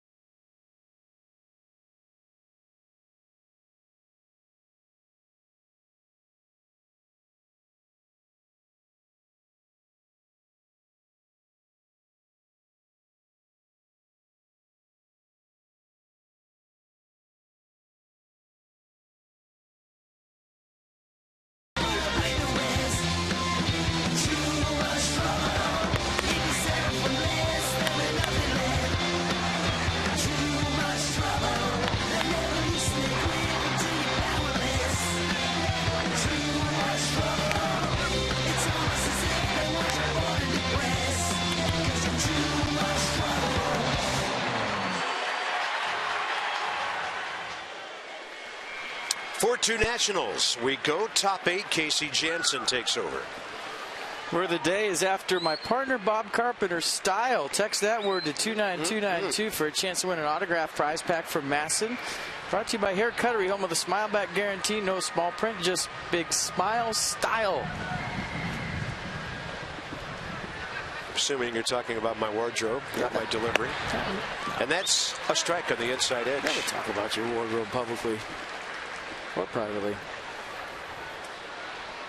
Casey Janssen against Aaron Altair.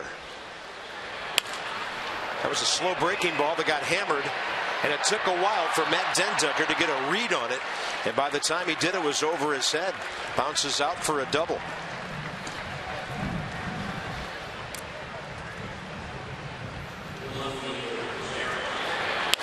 That ball just had another gear to it. Matt Denducker gave it a good effort, but Aaron Altair, all of his tools on display here in this series. He's been impressive. Phillies aren't going away. Here's Darren Ruff. Ruff against Janssen, 0 for 2.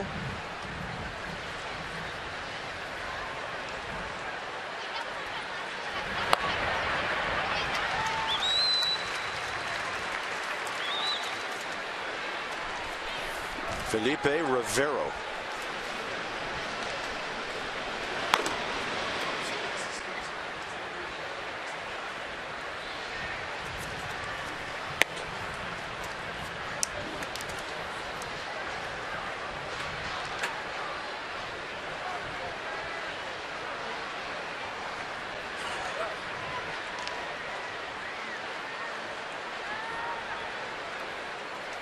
Darren Ruff today 0 for 2. Bases loaded walk. High in the air to right.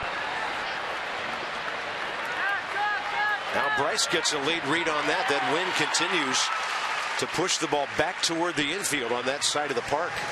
1 out. The most popular way to watch Bryce Harper catch pop-ups is with MLB.com At Bat, the #1 app for live baseball. Enjoy live look-ins, highlights, replay reviews, scores, StatCast, and live radio broadcasts. Get the MLB.com At Bat app right now.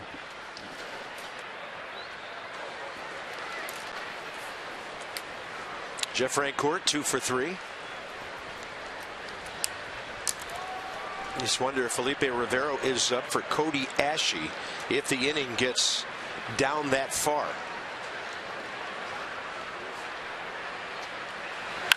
That ball hit hard down the corner, and will it stay in? It's a home run. Jeff Francoeur is 3 for 4, and he ties the game in the 8th inning.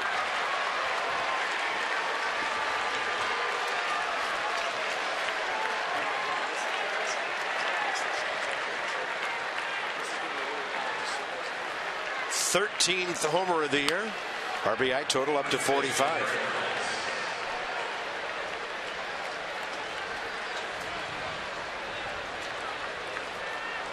Well, he's one of the few guys in Major League Baseball you really don't have to throw a strike. He's swinging, you know he's swinging, and you know he's swinging on the first pitch. This one right into his turbo zone, a 2-seam fastball belt high, and drives it out of here to tie this one up.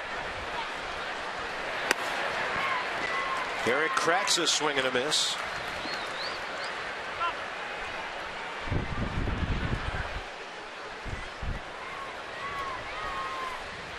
Just the cardinal rule is don't flirt with the inner half when it represents the go-ahead or tie and run late. Yeah, you talk about the pull side all the time. Stay away.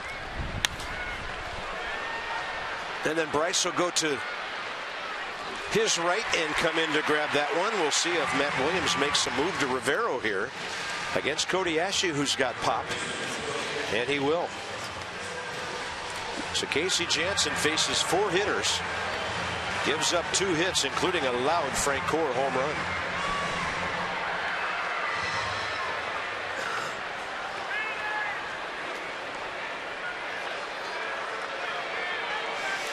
Eighth inning, another Nats problem today. 4-4 game.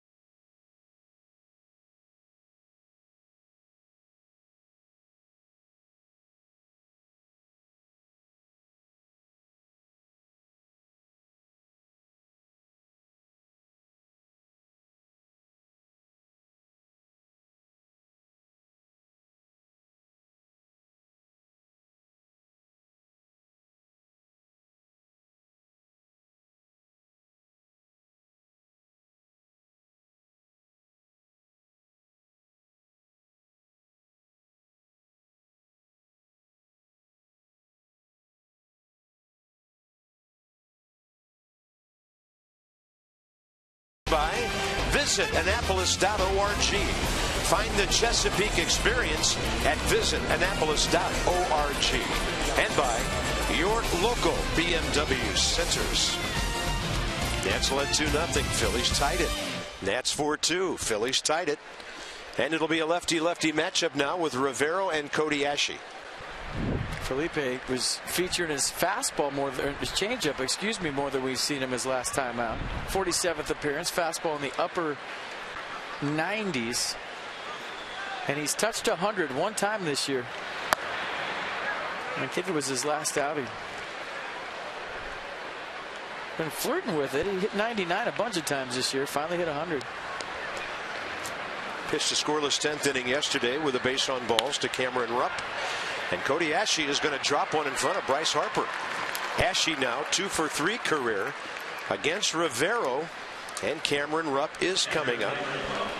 The Nats are warming Jonathan Papelbon.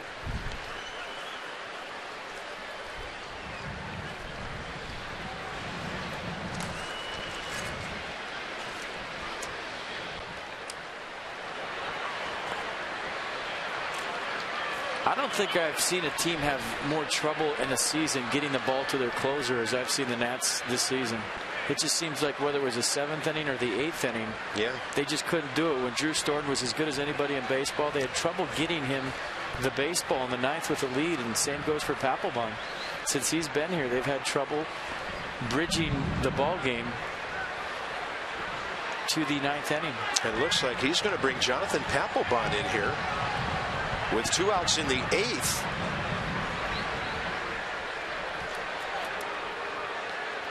The Phillies have 2 left-handed batters. This could also just be an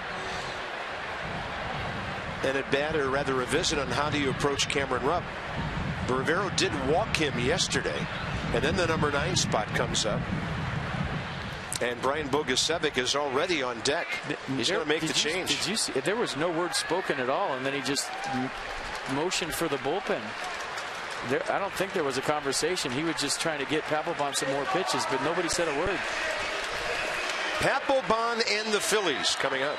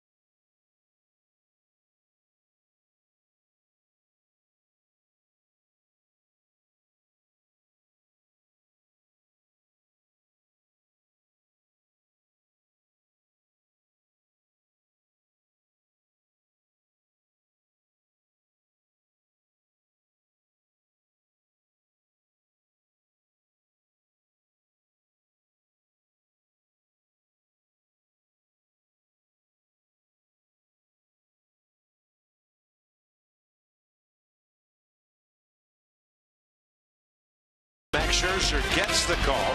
He's 12-12 with an ERA of 2.98 and a Nats record in a single season of 249 strikeouts. Brandon Finnegan will go for the Reds. 3:05 first pitch tomorrow.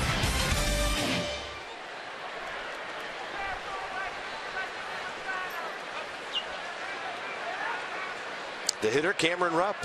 Jonathan Papelbon facing a former battery mate for the first time. 2 outs, runner at first, tie game.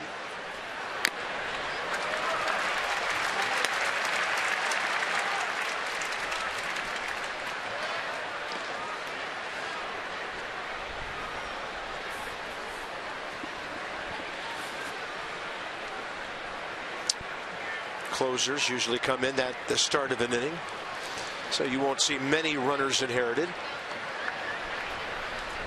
Well, this is a big out because Ian Desmond is due up 4th in the 8th, and Matt Dendecker is due up 5th for the Desdecker show. Oh, and some guy named Harper's leading it off. And that ball well hit to left. Dendecker in front of the fence will take it. And the Phillies came that close to taking the lead. So the Nats coming up, bottom of the 8th, it'll be Bryce Harper. And then a bunch of good bats behind him in a tie game.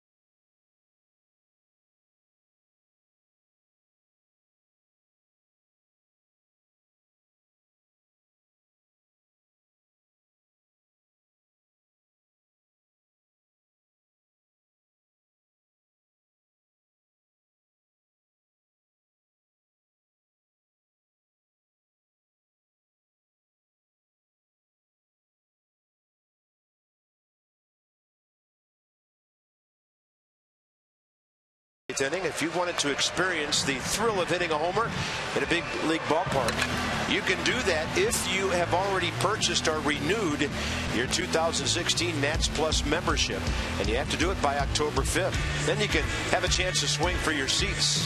Some rules and restrictions apply. Nationals.com/swing or 202-675-NATS.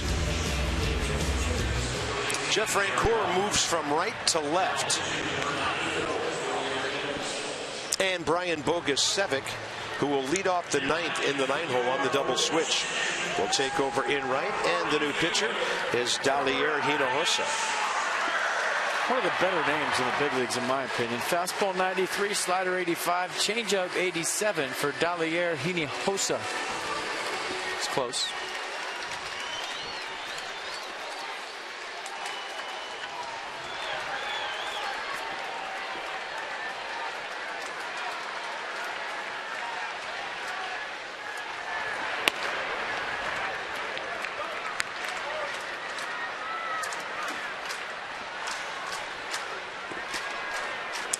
And Darren Ruff goes to first base. So Eric Kratz out on the double switch.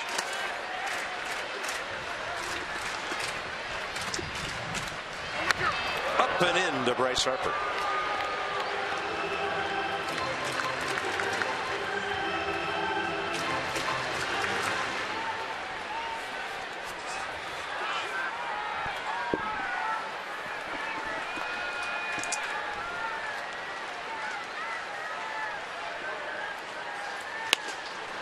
.94 by him.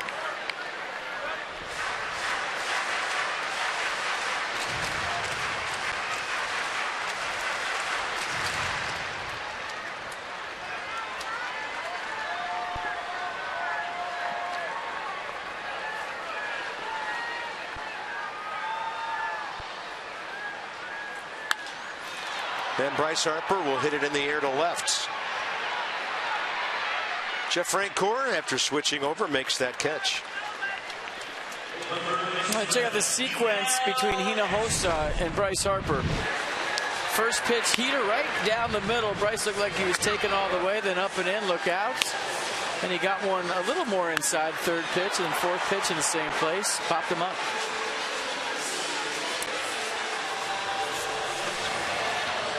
There is something going on in the dugout with Bryce Harper evidently nose to nose with Jonathan Papelbon.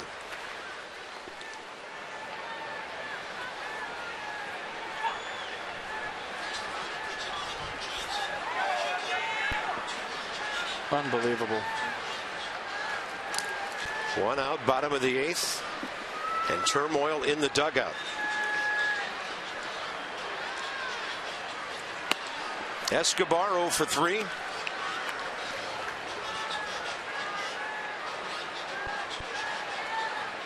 See Papelbon saying run the ball out. And Bryce saying you got to be kidding me. And then Papelbon went right after Harper.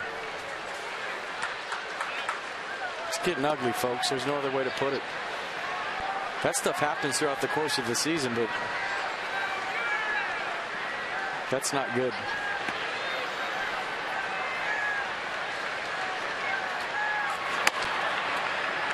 Escobar takes it up and away, 3-0. I mean, you can read his lips. He told him you got to run that ball out. And Bryce Harper said, are you kidding me?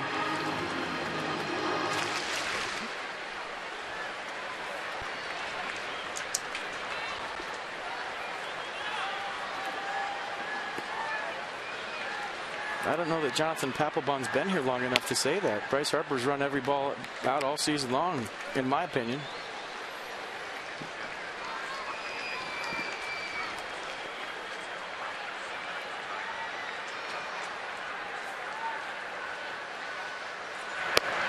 And Escobar couldn't stop his swing, and the count goes full, 3-2.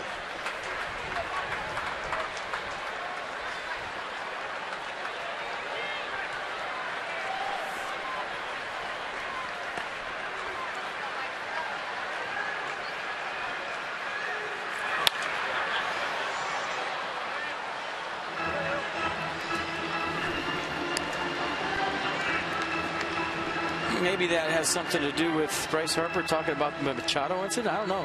I mean, you have to ask those guys. But either way, it didn't look good. I'll say that.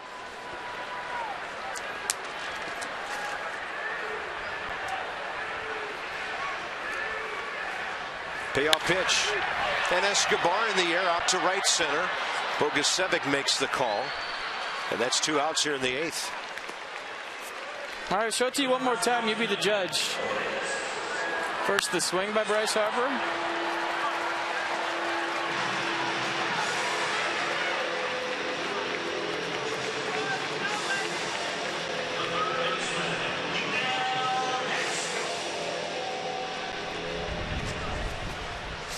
If you read lips, you know exactly what he's saying.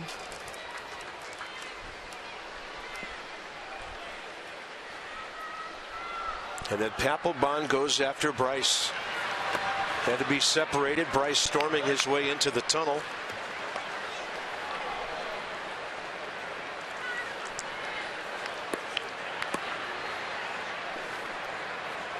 Jonathan Papelbon still in this game. Got Rupp on the fly ball. Scheduled to pitch the 9th. No other activity in the bullpen.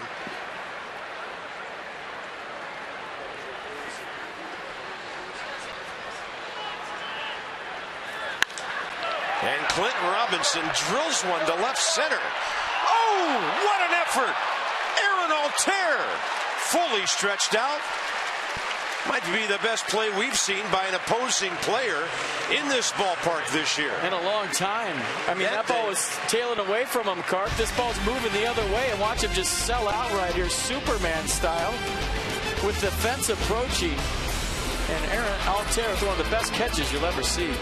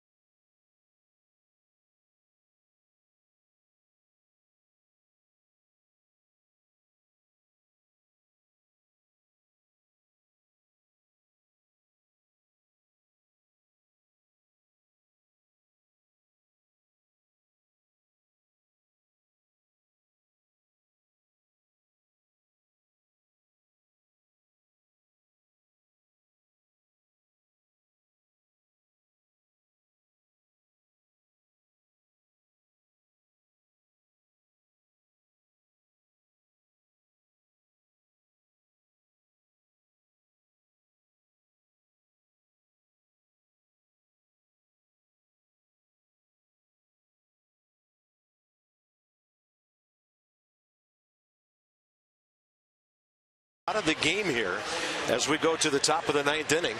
Jonathan Papelbon, as mentioned, still pitching. He'll face Bogusevic.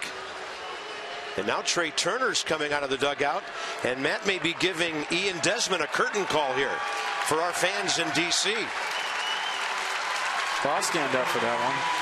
Has the baton been handed to Trey Turner?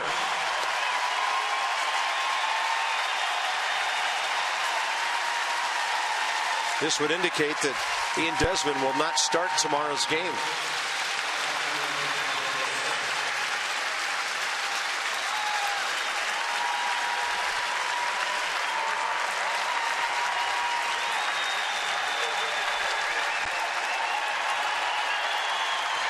They want a curtain call, and Brian Bogusevic's waiting so that Ian Desmond can take one. I think that's a classy move by the Phillies outfielder.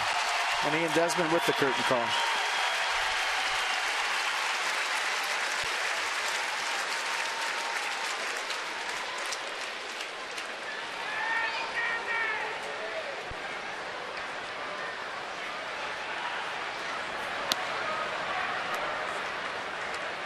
Still hugs in the dugout.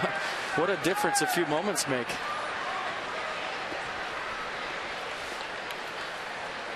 Went from a fight to hugs. Craig Stammen.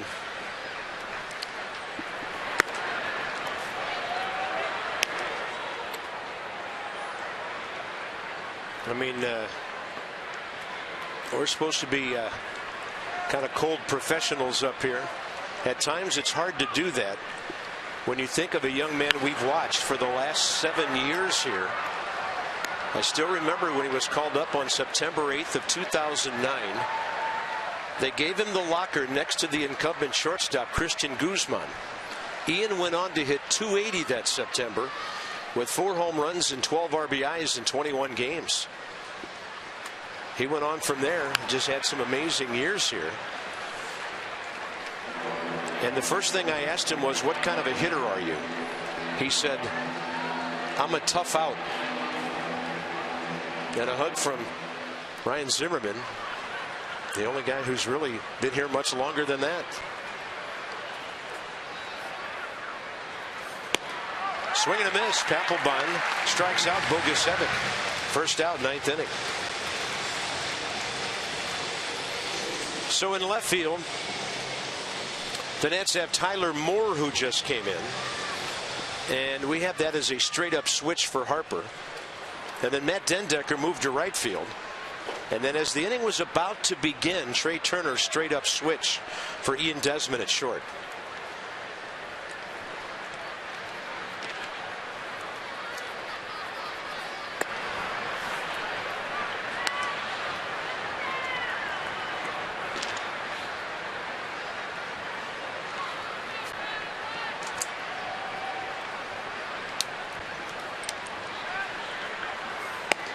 Freddie Galvis takes one up and away, ball 2.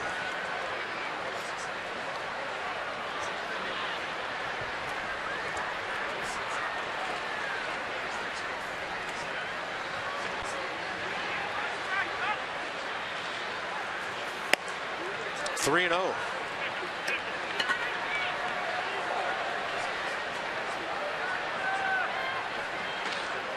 Four ball game, top of the 10th.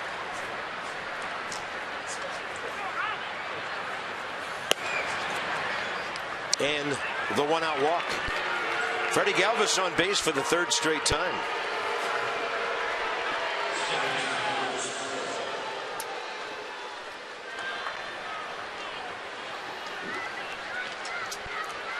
Andres Blanco, the hitter. 1 for 3 career against Papelbon.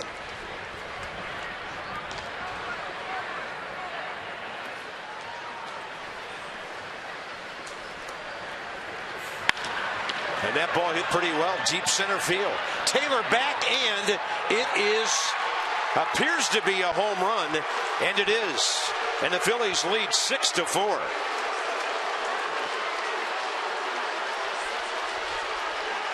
Walk and a blast.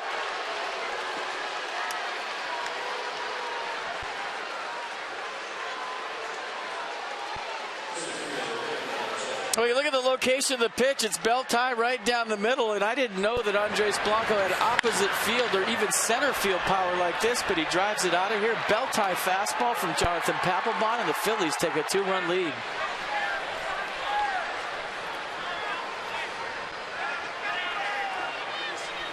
Here's Aaron Altair.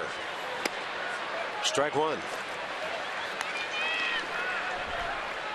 Well, that gets the Phillies closer up in their bullpen, Ken Giles.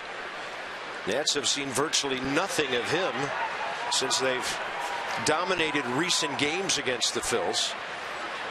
Philadelphia won a lopsided game Friday night, so they didn't need their closer that night.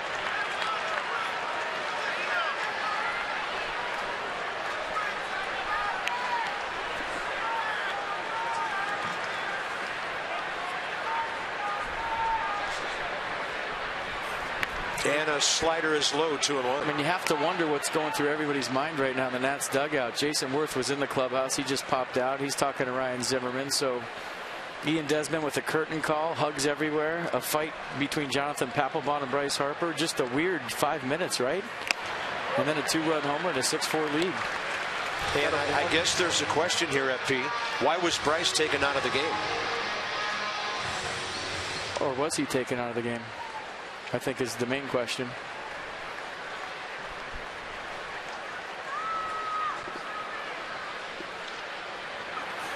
Two, and that ball ripped.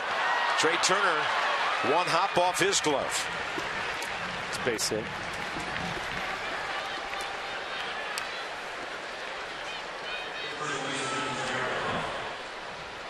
Well, the Phillies have come alive here.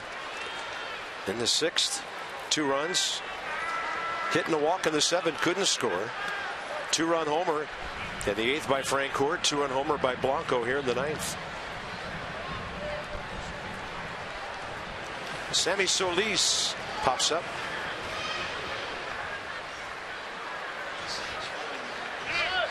Runner going. Pitch upstairs. Throw is behind the runner.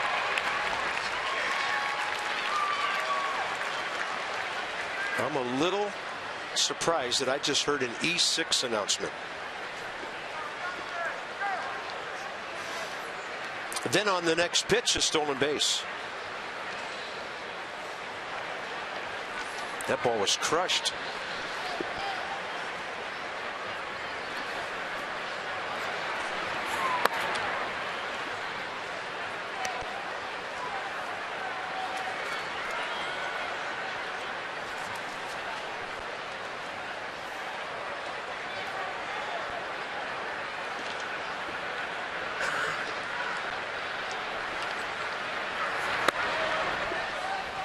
I got to admit, I've been in baseball a long time. I've never seen anything like what I just saw. You see fights in the dugout all the time. Jeff Kett and Barry Bonds used to fight like brothers all the time. But to see that between a guy with history like Papelbon and Bryce Harper, and then Ian Desmond with a curtain call all in a matter of 5 minutes, I'm stunned. Fans know I talk too much. I'm at a loss for words. Weird.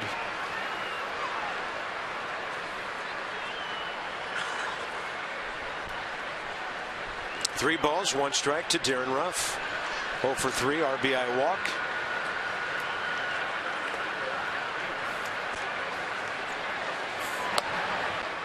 Front door breaking ball is in there, 3-2.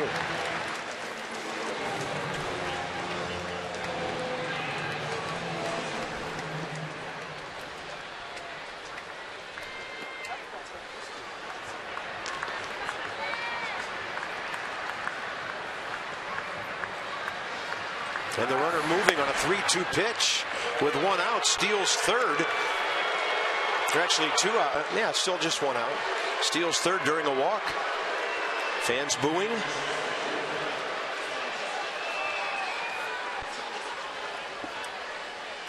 Second walk of the inning. Jeff Francoeur, the hitter.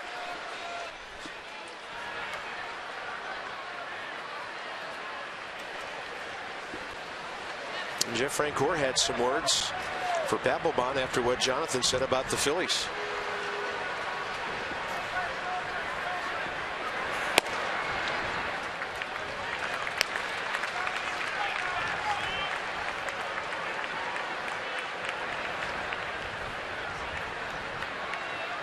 Frank Gore 1 for 6 career against him with an RBI.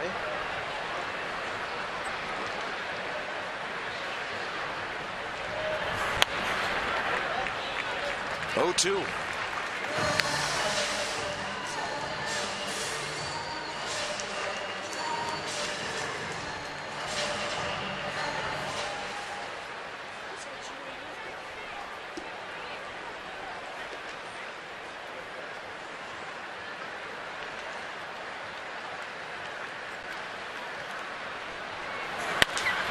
Frank Gore, short right field. Rendon out, Dendecker in.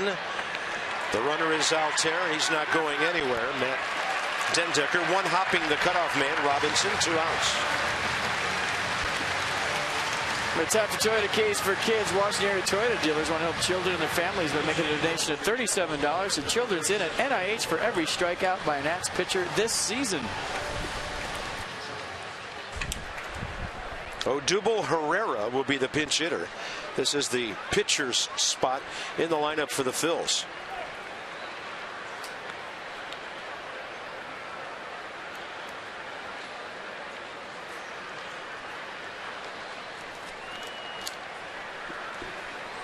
Odubel Herrera in this series 0 for 6 and 0 for his last 10.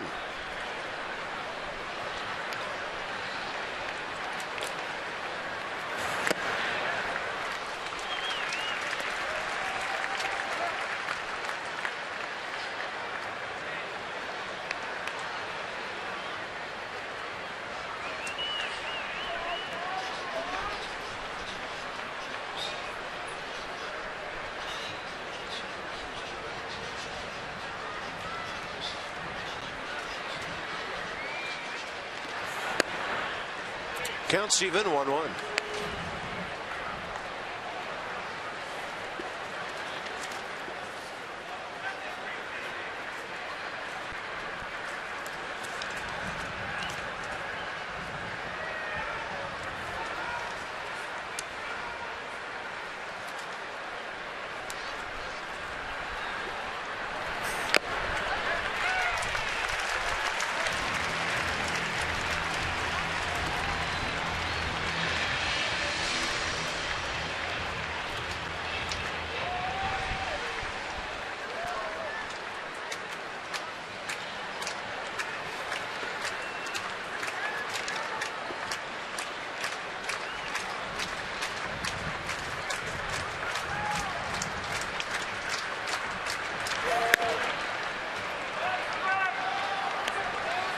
When he usually goes to the split.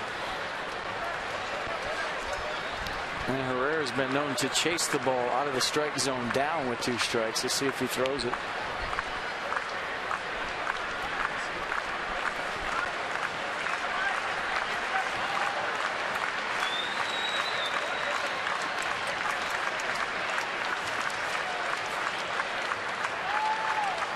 Two pitch. Just got enough of it to stay alive and get it out of the mitt of Jose Lobaton. When this one's over, Johnny Holiday, Ray Knight in the ballpark. Pardon me, Phil Wood with Johnny. Nats Extra Post Game presented by W.B. Mason.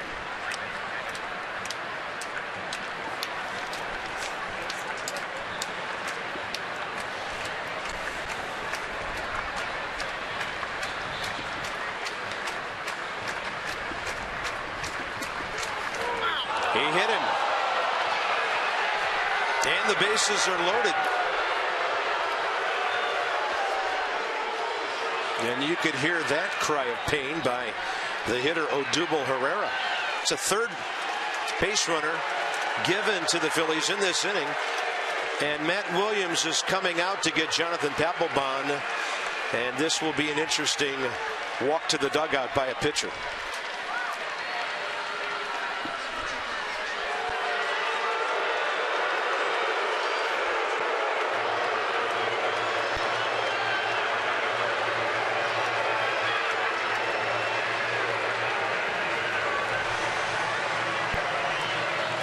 Two pitches, 17 strikes, and the Nats have to call on Sammy Solis here.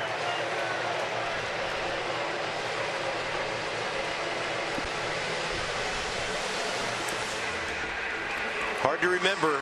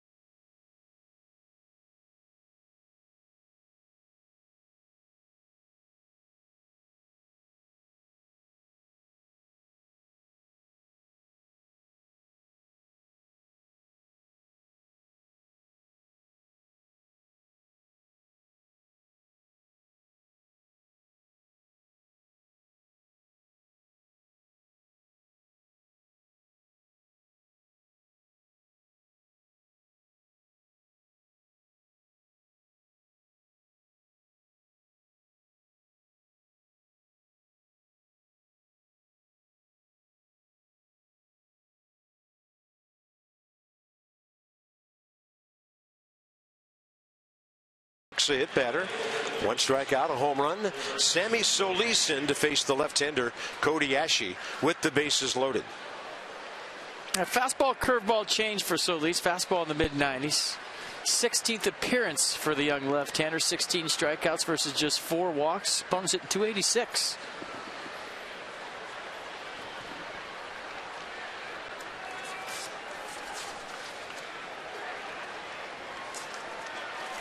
Phillies seeing Sammy Solis for the first time.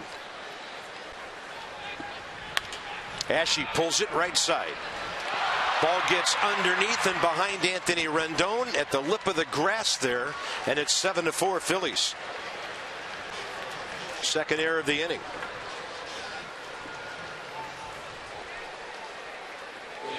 Well, anytime you're going to your left as a second baseman, you have to negotiate where the grass and dirt meet. And I think that might have got Anthony Rendon. He was expecting that ball to come up a little bit, stayed down.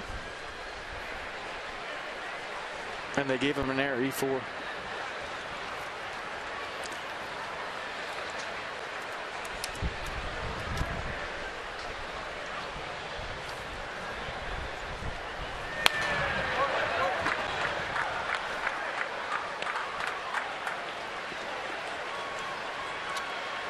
Three runs in the inning, 2 earned. And Cameron Rupp in the number 8 spot. 0 for 4 today.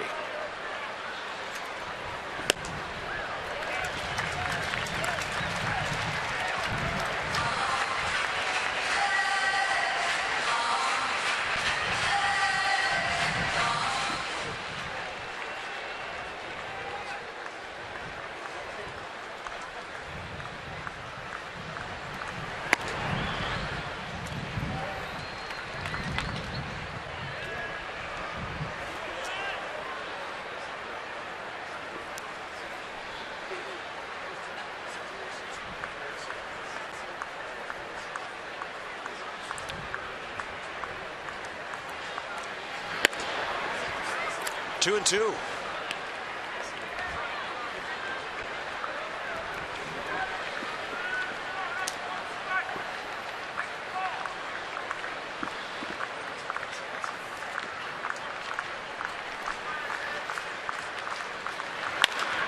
Up the middle. That's going to bring in 2 more. Phillies lead 9-4.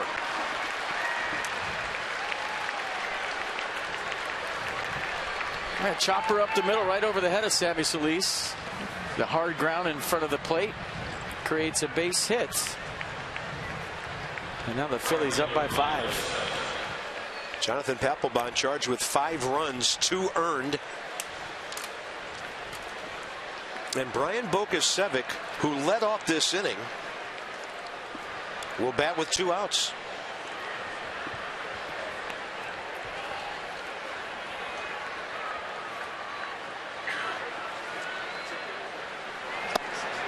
Strike call on the outside edge. He actually led off the inning by striking out. Since then, walk, homer, E6, 2 stolen bases. Questionable E6, by the way. The ball hit by Altair. Hit batter, another error, 2-run single. The ninth inning, the top that won't end here for the Nats.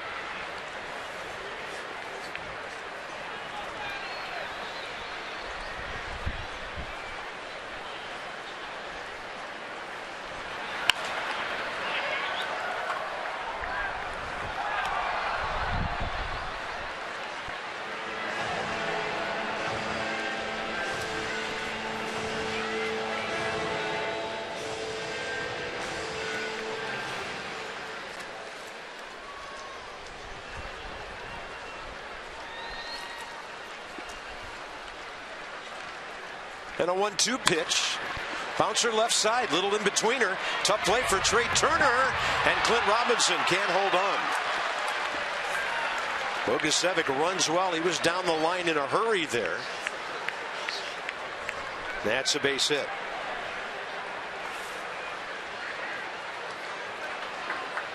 Trey Turner going away from the play. Bogusevic can run well, as you said, Carp, and Turner trying to get rid of it quick. Throw over the top, a little in between hop for Robinson. Can't make the play, and they're loaded. 11th man to bat in the inning, Freddie Galvis. He walked prior to the Blanco home run. And that's a shot to right center that'll make it 11-4. Bogusevic over to third. It's a 7-run ninth inning by the Phillies.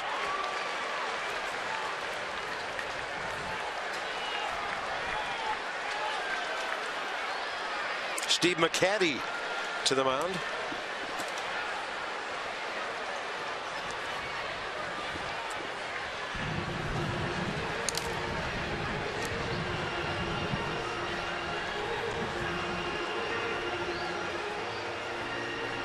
Yeah, good game for a while. This one got ugly in a hurry in more ways than one.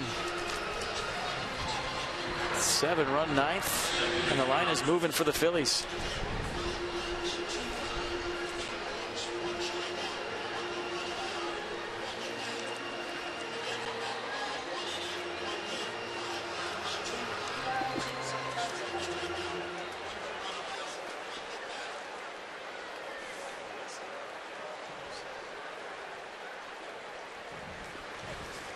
Sammy Solis now to Andres Blanco.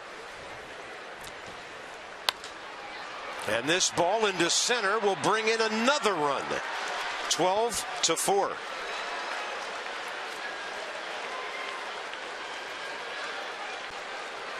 Blanco with a 3 RBI inning, going 2 for 2.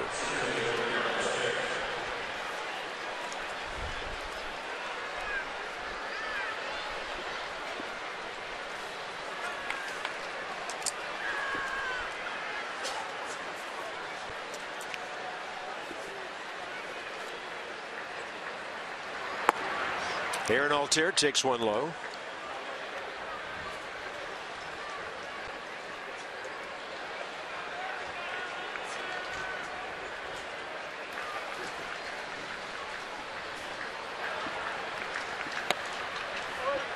That'll even things up.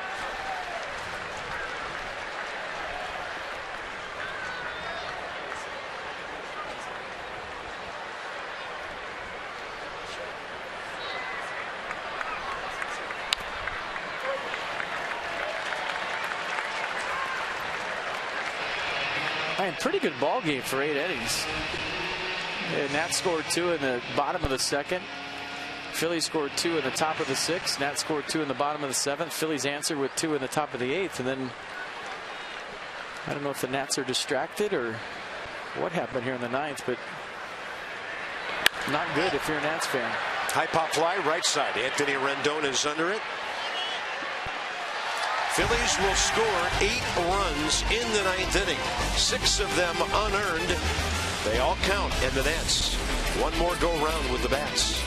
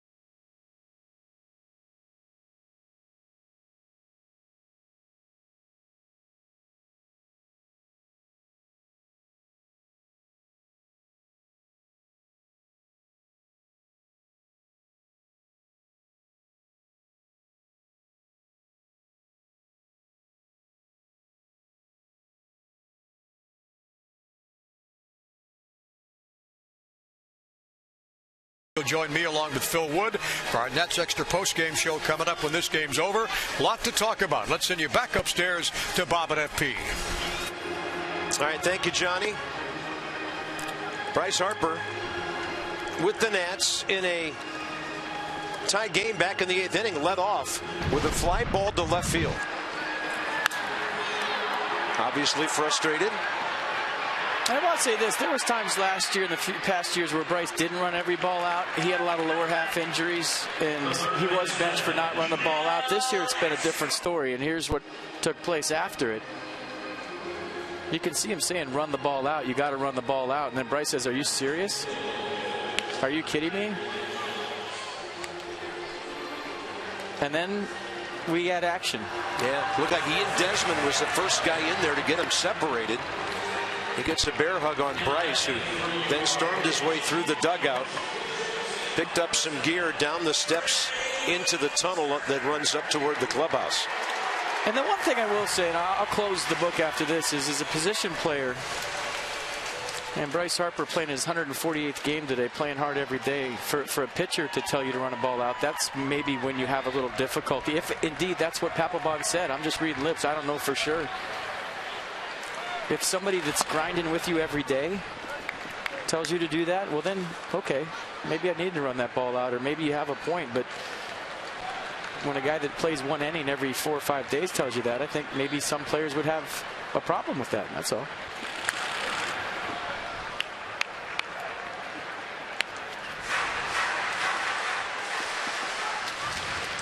Bottom of the 9th inning. Trey Turner leads off. This is Ken Giles, the Phillies closer.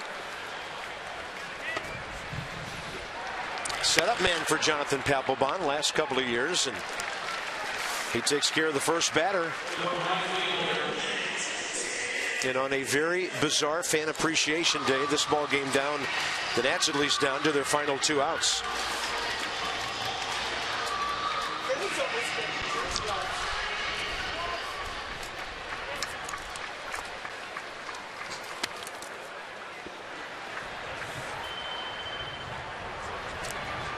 Matt Dendecker, great day. 3 for 3. A homer, 2 singles.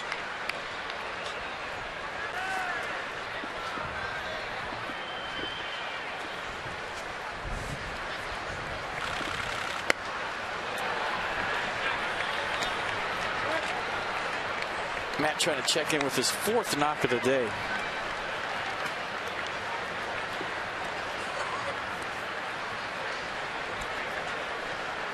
Oh-2 pitch. He does. Fair ball into the right field corner. And Matt Dendecker will have his 2nd extra base hit of the day. He's going to keep on going. Took Bogusevic a while to dig it out, and they almost threw the relay away. So Matt Dendecker, homer, 2 singles, triple. We've seen a couple of players in this series flirting with the cycle. Aaron Altair in game 1 had 4 hits, 2 home runs, one inside the park homer, and then Matt Dendecker today a double shy of the cycle with his 4th hit of the day, a slider right down the middle that he shoots down in the right field corner with his speed. A triple all the way. Oh, they gave it a double and an error? Okay, well, a triple shy of the cycle. Okay. I got that as a triple, but what do I know? Fans below us are yelling, that's a triple, 3 bases. You're right, it is. And we can hear them because they're facing the press box. Oh, that's right. They are turned up yelling at us. Yeah. I didn't score that. Well, it was obvious Matt was going to stop at second base, and then he saw the bobble by Bogusevic, and he was off and running. Good point. 1-1 to Lobaton. Takes it upstairs. And a guy who's been waiting months and months for an at-bat is on deck. Reed Johnson. Just back from a couple of injury problems this year. It's just a shame we didn't get to see what he's capable of doing, helping a ball club as an extra man this year. 280 career hitter, who in his career hit .310 against left-handers.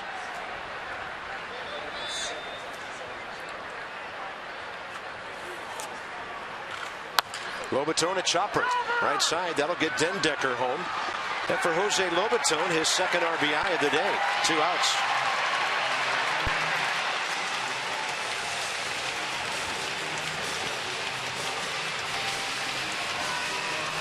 A nice day for Matt Dendecker, right? Beautiful. He's, with his play, showing that he belongs on this ball club next year.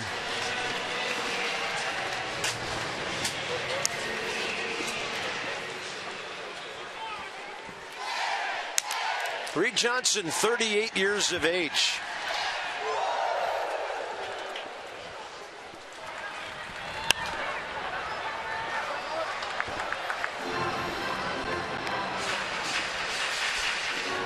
They had signed him as a free agent back in March. Spring training underway when he came to the ball club. He had 25 RBIs with the Marlins last year. Blue Jays, a bunch of other ball clubs. So evidently Max and Papelbon have been chatting for quite a while here.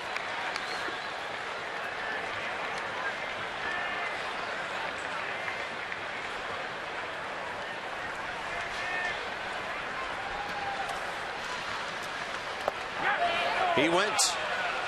Reed Johnson strikes out and the ball game is over.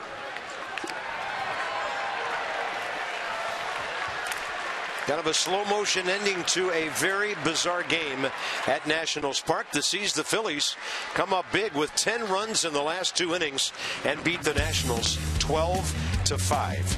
For Dan and for FB, Bob Carpenter, we will join you from home one more time tomorrow. Nats Extra pregame at 2:30. We join you from the booth at 3. First pitch, Max Scherzer at 3:05. This has been a presentation of Masson. Stay tuned. Johnny and Phil with Nats Extra.